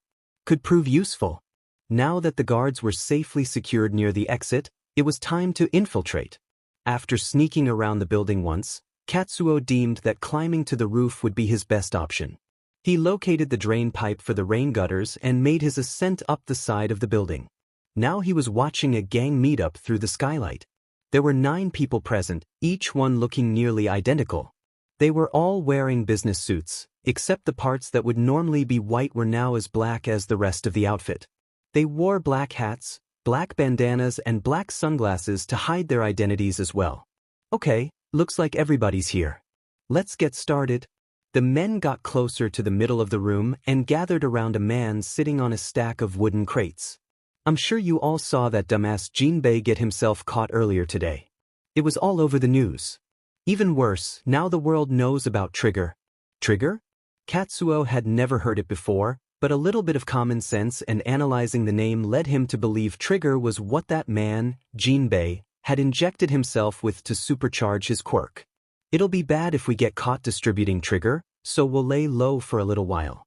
That'll make the buyers antsy to get more as well, so it's a win-win situation for Top Claw. What the hell are you doing over there? Katsuo's attention was brought over to a man with an animal quirk. His body was similar to that of a lion, despite him standing upright on two legs. His lion head was now sniffing the air aggressively before growling, "We have an intruder." Top Claw's head jerked upwards and looked Katsuo dead in the eyes before he jumped up to the roof. His claws latched onto the metal, his hands smashing through the glass and pulling Katsuo into the building. Katsuo landed hard, the wind getting knocked out of him as the men approached him. Damn, I got careless. Heh, look what the cat dragged in literally. Bet you weren't expecting us to have a hound dog, right? The men chuckled, happy to laugh at Katsuo's expense as he got up. Then he stopped faking. Nah, I was just having too much fun. He looked at the leader with a cocky grin on his face, his eyes screaming danger to anyone who saw them.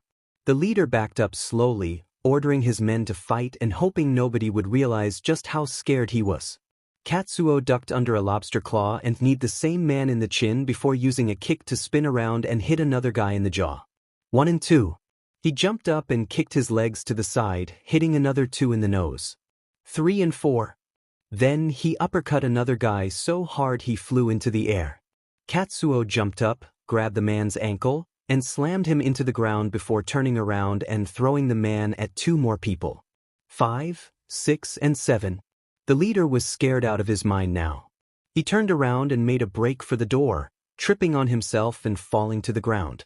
He scrambled to get up, but his frantic movements simply lacked any thought behind them, disabling his ability to stand back up. He turned back around only to see Katsuo. He couldn't see it because of the mask, but the man could only imagine the grin Katsuo had on his face before he knocked the man out. You know, I didn't forget about you. Top Claw dropped from the ceiling, his large body cracking the floor and slightly shaking the ground beneath Katsuo's feet. Why didn't you save your friends? Seems like they needed your help. Top Claw growled again. I was fairly normal as a child. But as I grew up, my quirk made me bloodlust and itching for a fight. I hated that side of me, and thus attempted to hold in my animal urges. But when I accidentally killed a man out of self-defense, I realized just how fun it was to fight. So I honed my body and sharpened my mind, and became the apex predator. The only reason I joined the Black Company was to find stronger opponents to fight, so get over here and fight me. The fight was over in less than 2 seconds. A simple punch to the gut was all it took for the beast to go down. He hadn't even seen Katsuo before he fell to the ground. There are many people still stronger than me. That means you were nowhere near the top of the food chain, you damn cat. Seeing that everyone was now unconscious, Katsuo called the police and began a quick investigation before they arrived. He found a briefcase full of more red vials. Must be Trigger. Good thing I knocked these guys out quickly, or else they could have been a lot tougher to deal with. But how am I going to find out where this stuff is coming from? Suddenly, a slightly sadistic idea came to his mind. He dragged the leader up to the roof of the building and woke him up. What? The leader began to spasm and shake his arms out of fear once he realized he was hanging upside down. A simple slip of the hand was all it took to send him to his death. The man looked at who was holding him up, only to see Katsuo. Once again, he imagined a sadistic grin under his mask. Here's what's gonna happen, sir. You're gonna tell me where you got this ugly red shit from, and I won't drop you. The man gathered his senses back and tried to bluff his way out. He was met with a 5-foot drop to the ground before bouncing back up. Katsuo had attached a rope to the man. Okay, that's okay. I'll tell you, you crazy bastard. I don't know who makes this stuff or where they are, but I know whoever they are works for the Black Company, okay? But that's all I know, I swear. Katsuo could tell the man wasn't lying, it was clear as day. Thanks, buddy, mind holding this for me? Katsuo pulled the man up, slapped a sticky note on his chest and knocked him out again before dropping him, letting him hang by his ankle from the rooftop. That note will explain things to the police once they get here. And speak of the devil. The police arrived right after the interrogation, but Katsuo was able to stealthily slip out of there and escape without anyone noticing him. Seems the well has dried up for now. I probably won't find anything if the black company has been ordered to lay low. Guess I'll just keep my ear to the ground in case anything new happens. And with that, Katsuo went home, not knowing just how dangerous the black company was and how they would affect his life. From then on. Subject: Hiroki, Katsuo. Status: Mother: Hiroki Imiko, alive, formerly deceased. Father: Hiroki Sato, whereabouts unknown. Affiliation: Hiro. Reason for initial death: died after being beaten to death by a group of Nomu in the year 2147. 13, formerly 23. Birthday: December 3, 2123. Quirk: leveling. Katsuo possesses a system that allows him to grow stronger by leveling up, depending on how much experience he gains from the fight. He can also copy someone's quirk and turn it into a skill based on two rules. They must want to kill him, and he must either incapacitate or eliminate them. There seems to be no end to his power. Summary: after experiencing the ultimate despair in his first life, Katsuo strives to reignite his childhood dream of being a hero, this time with the passion of ensuring the smiles of everyone he cares about, as well as the world. He is not a golden child, however, as he is not afraid of breaking the law if it means taking down a villain. Stats: strength, endurance, agility, perception, intelligence. For reference, All Might's stats are all SSS. Katsuo's adventurer's card judged him to be SSS based off of the abilities of people in that world. Key features: messy black hair, dark purple eyes. Current danger level, 7 out of 10. Note: requires further observation. Written by Redacted. Chapter 11, One for All. Normally, Katsuo would leave All Might with Midoriya's strength training, but today was different. Midoriya had texted Katsuo the previous night about how he had a surprise for him. This was vastly different from Midoriya's usual actions. He had been warming up to Katsuo, slowly but surely being more of himself around the purple-eyed boy, but it was a slow process. Now all of a sudden, Midoriya was trying to show him something? Katsuo figured it must be pretty big, so he set out at 6:10 in the morning, damn it, to go visit Takoba Municipal Beach Park. The last time Katsuo was there, the place was a major dump, a literal landfill where people's trash just so happened to end up. Well, thanks to Midoriya's training, that wasn't the case anymore. When Katsuo finally got to the edge of the parking lot and looked over the railing, he saw something truly wonderful. The beach, which had previously been a landfill, was now a beautiful yellow, basked by the light given off by the rising sun over the ocean. Katsuo hadn't gotten a clear view due to all of the trash everywhere, but now it was completely unobstructed. Hey, Katsuo! Katsuo looked down at the beach and saw Midoriya laughing and smiling while he waved his hands around, All Might standing next to him with his signature smile. Although, Katsuo thought he could see a bit of pride behind that smile. He even cleaned outside the area I had given him. Young Midoriya is truly exceptional. All Might's pride in his successor was even more evident as he patted Midoriya on the back, not realizing it was probably gonna leave a mark. It was only around a month into training, meaning there were still 10 months left before the UA entrance exam next February. With the beach clean and Midoriya at peak strength, it was time. Midoriya, I think you're finally ready to inherit One for All and become the 9th successor. The two boys' excitement grew even larger as they turned to each other and high-fived. So, how's Mito gonna inherit the power, All Might? Katsuo asked. All Might's smile never left his chiseled face as he plucked a hair out of his head and stuck it in front of Midoriya's face. While he was confused by this sudden turn of events, Katsuo figured it out rather quickly. Oh God! Young Midoriya, you must swallow my DNA via this strand of hair. Midoriya didn't look all too excited about that. In fact, Katsuo reckoned he felt the opposite about having to swallow a strand of hair. Midoriya spent 5 minutes trying to come up with a better way to inherit one for all, failing miserably as nothing was better than hair. All Might, can't you just spit in his drink or something while he's not looking? That plan wouldn't work anymore, as Midoriya heard Katsuo. Finally, All Might got tired of waiting and just jammed one for all down Midoriya's throat. He coughed a little but was mostly fine. See, not so bad. Katsuo laughed at the look of annoyance etched across Midoriya's face.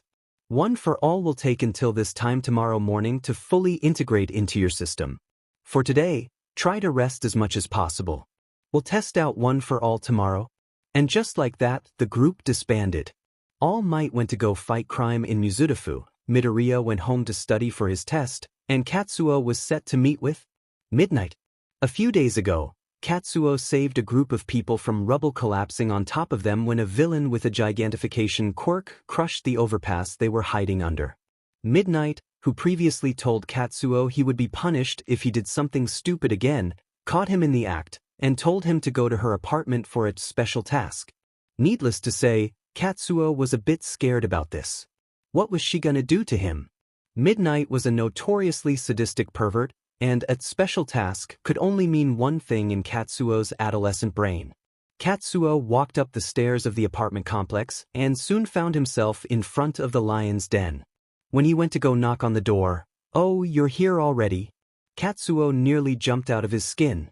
He whirled around, coming face to face with a beautiful woman. She had black hair, blue eyes, and fair skin. She was wearing a simple white t-shirt with form-fitting jeans. Even without the mask, Katsuo could tell it was Midnight, she just wasn't wearing her hero outfit. "Honestly, I wasn't sure if you were actually gonna come. But I'm glad you did, my place is a mess and I need someone to clean it up for me." Katsuo paused at what she just said. Cleaning? Midnight must have seen the confusion on Katsuo's face. "What did you think I was gonna do to you? I can't break the law, I'm a hero." Midnight opened the door to her apartment and welcomed Katsuo into her home. It was less than heroic. The entire apartment was an unkempt mess. Trash bags were piled up in the kitchen, old plates and utensils littered the coffee table, etc. Katsuo even thought he saw a pet gerbil running around a pile of clothes in the living room. "Well, this is my place. I'll be taking a nap in my bedroom, you can just clean my place as punishment for your recklessness." At that, Midnight yawned and retreated into her bedroom, closing the door behind her. Katsuo once again looked across the hellscape he was likely going to be cleaning for the next few hours. God damn it. He started in the kitchen and worked his way outwards. Dirty dishes were thoroughly cleaned by hand before being placed into the dishwasher. Dirty clothes were thrown in the washing machine, the gerbil being placed back in its cage and given some more food and water. There were a few stains on the couch, but Katsuo was able to get them out fairly easily. A few cobwebs here and there, a stain or two on the walls, dusty bookshelves, all things that could be cleaned up easily. And thus by the end of Midnight's nap, the apartment was back to its former glory. It was so different that Midnight questioned if she was in the right apartment. "Wow, thanks a lot, kid. You really did me a favor with this place." Katsuo merely shrugged it off. "It was nothing. I made some food for you with what you had left in the fridge, see ya?" That was when the smell hit. Midnight's nose was assaulted with an amazing smell coming from the living room table. Looking over, she found a delicious-looking home-cooked meal, made from scraps in Midnight's nearly empty fridge. How did he make all of this? Midnight turned to thank Katsuo for the food as well as the cleaning of her apartment, but he was already gone. A note on the table by the door said, "Enjoy the meal, Katsuo." She smiled and then sat down on the couch and turned the TV on. The food was just as delicious as it smelt and looked, leading to Midnight feeling something. "When was the last time I had a home-cooked meal like this?" A smile was brought to her face, and she enjoyed the meal thoroughly. What an interesting boy. Katsuo arrived at Takoba Beach early the next morning. Excitement over Midoriya's new power drove him to barely get any sleep, opting to study medical books all night, courtesy of the library. Even with almost no sleep, Katsuo still wasn't tired. An effect of the system, perhaps? And then it was time. All Might had Midoriya stand in front of the ocean in order not to break any buildings apart. Okay, let her rip. Midoriya got into a fighting stance that Katsuo taught him. He winded up, sparks of green electricity jumping all over his body as he did so. He threw a punch as hard as he could at the sea, creating a giant passage of air where the water used to be. The sheer force of his power blew the water away. Oh yeah, that was awesome, Mido. All Might and Katsuo started clapping and cheering, but Midoriya was a lot less jovial about his accomplishment. Mother Fu Dash, the last part was drowned out by the sound of the water crashing back into place, but Midoriya's screams of pain weren't. All Might and Katsuo ran to his side, only to be taken aback by what they found. Hey All Might, was Mido's arm always deep purple? Midoriya's entire arm was bruised and swollen and probably hurt like hell too. It was obvious that Midoriya had broken his arm with that punch. Damn, that's gotta suck. Katsuo poured a health potion in Midoriya's mouth, numbing the pain greatly. Unfortunately, his arm wasn't healed. This damn health potion is useless. My apologies, young Midoriya. It seems your body is still way too weak to handle the effects of One for All. I didn't think this could happen because One for All came so naturally to me. All Might looked sad and guilty, clearly taking the blame for this fiasco. You shouldn't feel bad, All Might. There's no way we could have known what would happen. Midoriya was nodding his head in agreement, trying to fight through the pain as he did so. This just means Mido isn't naturally gifted with One for All as you were. Which means, maybe he can try harnessing a small percentage of One for All? The last part was just a mumble while talking to himself, but All Might thought Katsuo's idea was amazing. That's it. We'll just train young Midoriya to take on a small part of One for All at a time. While All Might and Katsuo were celebrating Katsuo's genius idea, Midoriya was about to pass out from the lingering pain of his broken arm. Being reminded of his presence, Katsuo had All Might take him to Recovery Girl, who he learned about from Midoriya's notebook, to have him healed. While All Might took Midoriya to have him healed, Katsuo decided to stay back on the beach and watch the waves for a little while. The sun was still technically in sunrise mode, so he decided to take advantage of the calm. Yeah, this is really nice. One final thought before Katsuo decided to get the day started. Think I'll go search for something to do again. Don't think I'll be going back to the scenarios for a while. Now that Midoriya's training has gone from strengthening to learning how to properly utilize One for All, technique has been put on the back burner. Which means a lot more free time has been added to Katsuo's already boring days. Without school, there isn't much a 13-year-old can do. This is what led Katsuo to practically camp out on rooftops, waiting for literally anything to happen. So bored. Katsuo looked like he was dead, again, having not moved an inch from this same spot on the roof for several hours now. He had gotten better with utilizing mana to keep an eye on things. He could now successfully cover a 5-mile radius with mana, allowing him to detect anything out of the ordinary. The only thing hinting that he was still alive was the fact that he was practicing using mana more delicately by messing around with mana strings. This also helped him with what he called mana sickness. Basically, Katsuo starts feeling sick whenever he overexerts his mana. It's one of the reasons he can't go beyond a 5-mile radius. If he uses mana to make wires as well as spreading across a wide area, he can train himself to deal with the side effects more efficiently in case he ever gets mana sickness in the middle of a fight. After training for the past few days, Katsuo could make 2 strings, each one as long as 10 feet, or around 3 meters. At least I'm improving? Of course, all this extra free time led to one startling realization. Katsuo was poor. His mother's surgery went splendidly, but $30,000 USD doesn't just come out of thin air. Insurance is nice, but not good enough. Katsuo needed money and he needed it fast. Fortunately, he had as much hindsight as he had no money. The reason he began studying math and science books every day was to have the ability to create hero support items. It was an industry with a lot of demand, a lot of money, and now Katsuo was fully equipped to dominate it. But how was he going to get in? Nobody would give some random 13-year-old the time of day, much less test out their inventions with the risk of bodily harm. However, a quick Google search on his phone revealed the answer to Katsuo's worries. The Pro Hero Power Loader was holding a competition for budding new engineers and scientists who wanted to showcase their inventions. Power Loader is a teacher at UA, if I'm not mistaken. Looks like he's seeking out people who want to join the support course next year. This is the perfect opportunity. Looks like the contest is being held in a few days. Not much time to build something, but I can work with it. For the first time in a while, Katsuo began feeling the same kind of excitement he felt in the scenarios, the excitement of being able to accomplish something great with his own two hands. Okay, time to get started. The plan was simple: build something amazing that would wow the judges, especially Power Loader. Only problem was what Katsuo could actually build within a few days.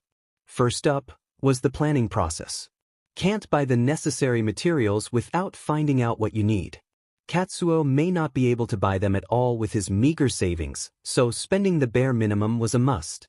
Necessity leads to the application of science. I need to observe a problem lots of pro heroes have in their line of work, and then build something better than anybody else just in case I wasn't the first one to have the same idea. Katsuo jumped onto his computer and began searching online.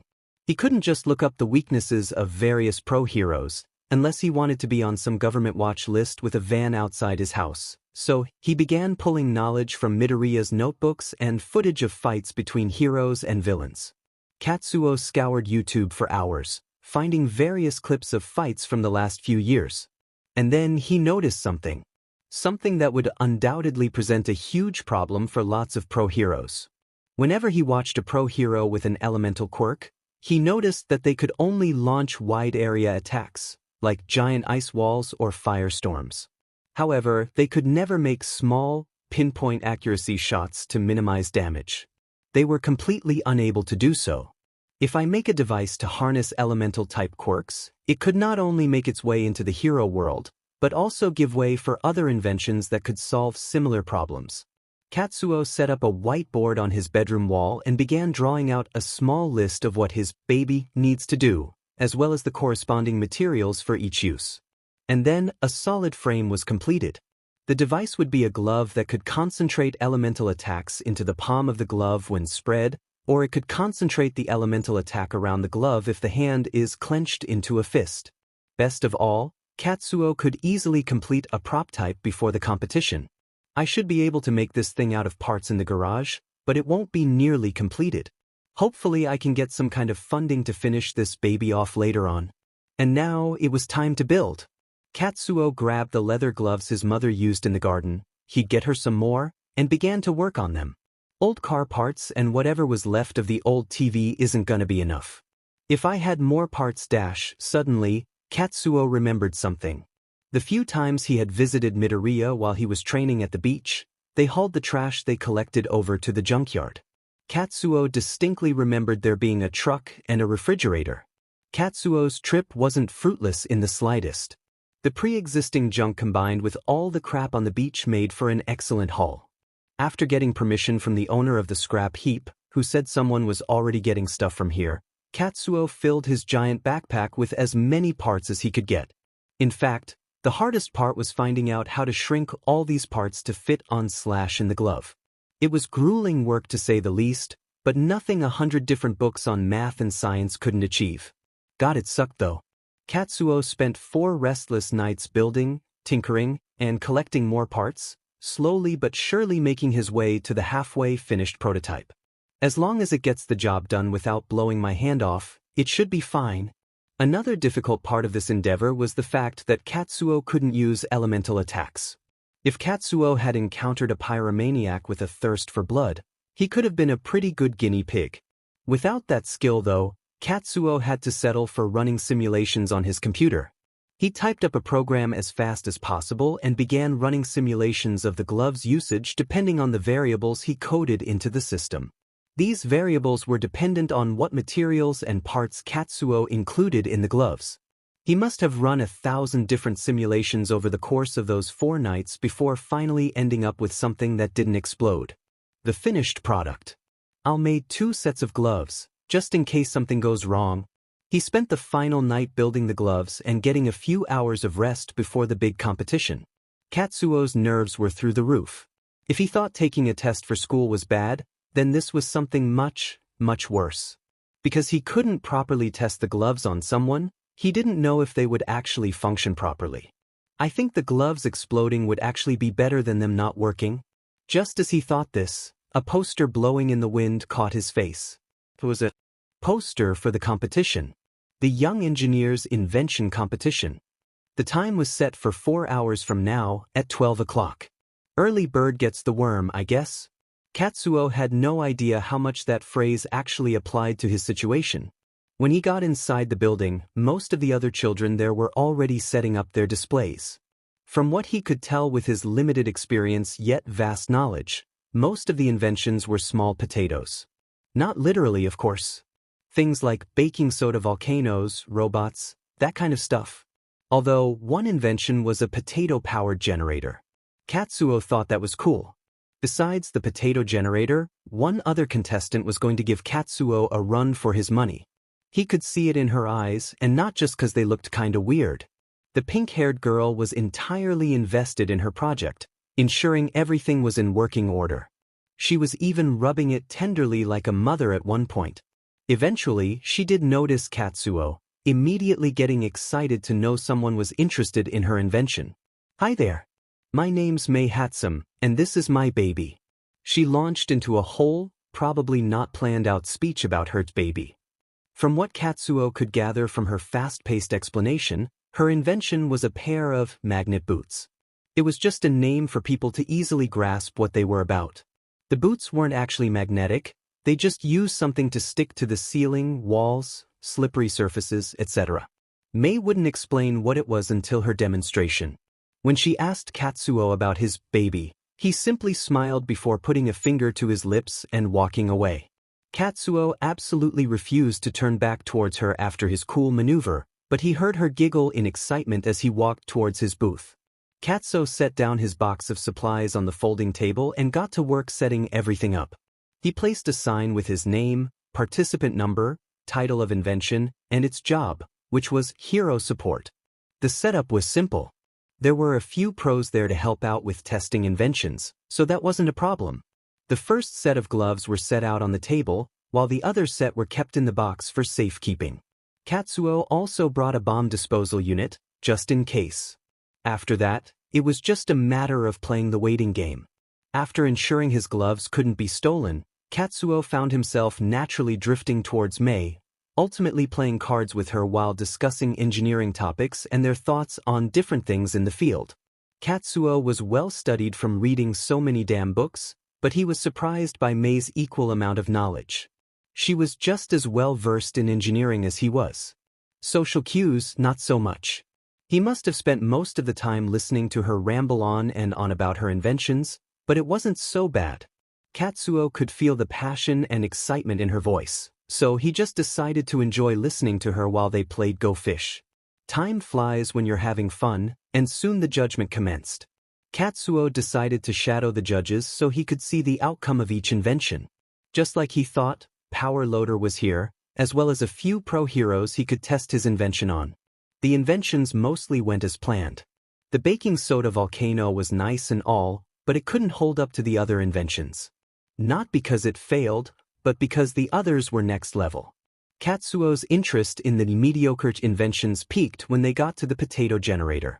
The boy poured potatoes into one side of the machine, before a light bulb on top suddenly turned on.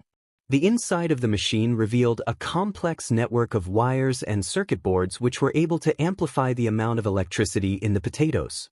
Best part was, it only required a small amount of energy from one potato to function properly. The machine was even able to dispense fries once the potatoes were tapped out. Katsuo really enjoyed himself. Then it was Mei's turn. Her invention had more showmanship, the view being obstructed by a purple curtain. And then she revealed them. Her magnet boots were both snazzy and shiny, as well as functional. She asked one of the pro heroes to try them on. The boots were way too big for them, but ended up shrinking to the exact size to be comfortable. They were lightweight as well, allowing the pro hero to run and jump and flip and whatever they needed to do. Now, for the actual functionality. A watch was placed on their wrist. When pressed, it turned on the magnetism of the boots. It was slightly harder to walk, but somehow not noisy. They were completely silent, and allowed for walking on the small course May had set up. It was just a wall and ceiling, but it worked. Even better, the boots didn't blow up. This is some amazing work, Miss Hatsum. Power Loader began a quick discussion with May on how she achieved such a thing, both complimenting her and being critical of where she went wrong in the process of building the boots. In the end, May was even more excited to continue improving the boots. Now then, on to the final demonstration. Where's Mr. Hiroki Katsuo at? Okay, it's time. I got this. I got this. Katsuo turned to May, who gave him an excited thumbs up. It was exactly what he needed. He walked up to the table and began his presentation. Clears throat, necessity is the mother of invention. While it is not known who said that, it still holds true in every sense of the word. I spent hours analyzing various videos of the fights between heroes and villains and came to a startling realization. Most elemental-type heroes have a hard time controlling the area of effect for their attacks. All of the judges, including Power Loader, were interested now. Some of the participants from earlier were now also listening, while May looked like she was about to burst from excitement. After seeing this, I spent multiple days and nights creating this. The gesture-enabled adaptive response glove. The gear glove. Katsuo unveiled his invention. It was a pair of leather gardening gloves with a circuit on the back of the hand that was connected via wires to a device on the palm. It looks kind of shabby, but it looks interesting. Power Loader was correct. Katsuo may be incredibly smart thanks to the system, but his time constraint was very constraining. This was the best he could do with the time. First of all, I'll need a pro hero with an elemental quirk to step up. Katsuo looked towards Spark, a flame user, who walked up to him. After putting the gloves on the nervous pro hero, Katsuo unveiled a red and white target a few feet away. Simply aim and fire. At that, the hero aimed the glove at the target and shot a fire bolt at the target. He was surprised. How? Usually all I can do is make a wall of fire. The hero was excited and began firing more until the target broke. The judges were highly impressed. So impressed, in fact, that only Katsuo noticed the smoke coming from the circuit on the glove. Oh shit! Katsuo quickly slid the gloves off the hero and threw them in the bomb disposal unit, which looked like it hiccuped a few moments later. Well, that seemed dangerous. Power Loader's words stung. Time for a defusal. Sorry, sir, I only had 4 days to build the gloves, and I had to make it out of car parts and other stuff from the junkyard. Katsuo looked at the ground and rubbed his head. You mean you built something like this with scraps in 4 days? Power Loader grabbed Katsuo's shoulders, who looked up at the man in confusion. Kid, you're a bona fide genius? Katsuo looked at the other judges, who nodded in agreement, big smiles etched across their faces. May was practically dying at the back of the group, laughing and giggling like no one else was in the room. After congratulations from the other contestants and the judges, Katsuo was led to the stage at the back of the room and handed a gold medal, as well as a check for $50,000? Katsuo hadn't seen that much money in his life. It seemed even greater to him when he watched May, who was in second place, get a gift card for Home Depot. Third place just got a head pat from the metal glove of Power Loader. Damn, that kid's head must hurt. The event was now over. The contestants were now cleaning up their booths, the pro heroes had gone back on patrol, and Power Loader was going around giving the other kids advice on how to improve their inventions again. As Katsuo grabbed his box and disposal unit, Power Loader stopped him from leaving. Hey kid, if you want, I can recommend you for the support course at UA. I think you could do a lot of good with your inventions. Katsuo was initially confused by the sudden interruption in his routine, but replied with a determined smile on his face. Thanks a lot, sir, that means a lot to me. However, I'm joining the hero course. I'm as strong as I am smart. Katsuo's smile never faded, nor did it fail to reach Power Loader's heart. All right, kid, I'll be expecting to see you around campus. Just make sure to stop by the lab sometime, okay? Katsuo couldn't see it, but Power Loader was showing off the same smile Katsuo had. After saying goodbye to May and congratulating the potato generator kid, Katsuo left the building $50,000 richer. Everybody stay back for your own safety. A row of police officers were blocking the public from getting any closer to a storm of electricity in the middle of the park. A woman was crying hysterically, crying about something Katsuo couldn't make out.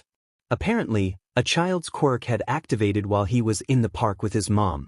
His quirk was a power electric type, and it was completely out of control. It created a dome shape that threatened to electrocute anyone nearby. A few pro-heroes had tried to save the kid, and they were now laying out on the ground being attended to by medics. Katsuo looked down at the box in his hand and had an idea. Katsuo had been saving this ability for a rainy day. He could not only coat a large area with his mana, but also his own body.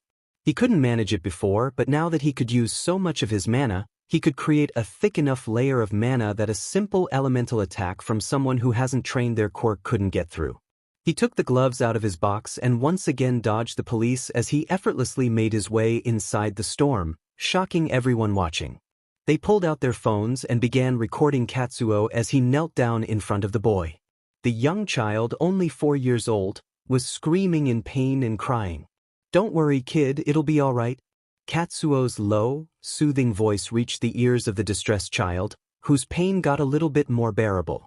Katsuo slipped the gloves onto the child, and the electricity immediately stopped, instead being focused on the palms of the gloves.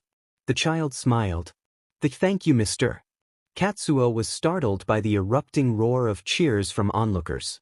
Even the pros seemed to be proud of him. And for some reason, they didn't lecture him this time. "Geez, kid, no wonder you're famous," one of them said. "Famous?" Before the pro could walk away, Katsuo grabbed onto his sleeve and asked her, "What do you mean, famous?" The pro laughed to herself before pulling out her phone and showing it to him. The Hiroki Katsuo fan club. What the hell?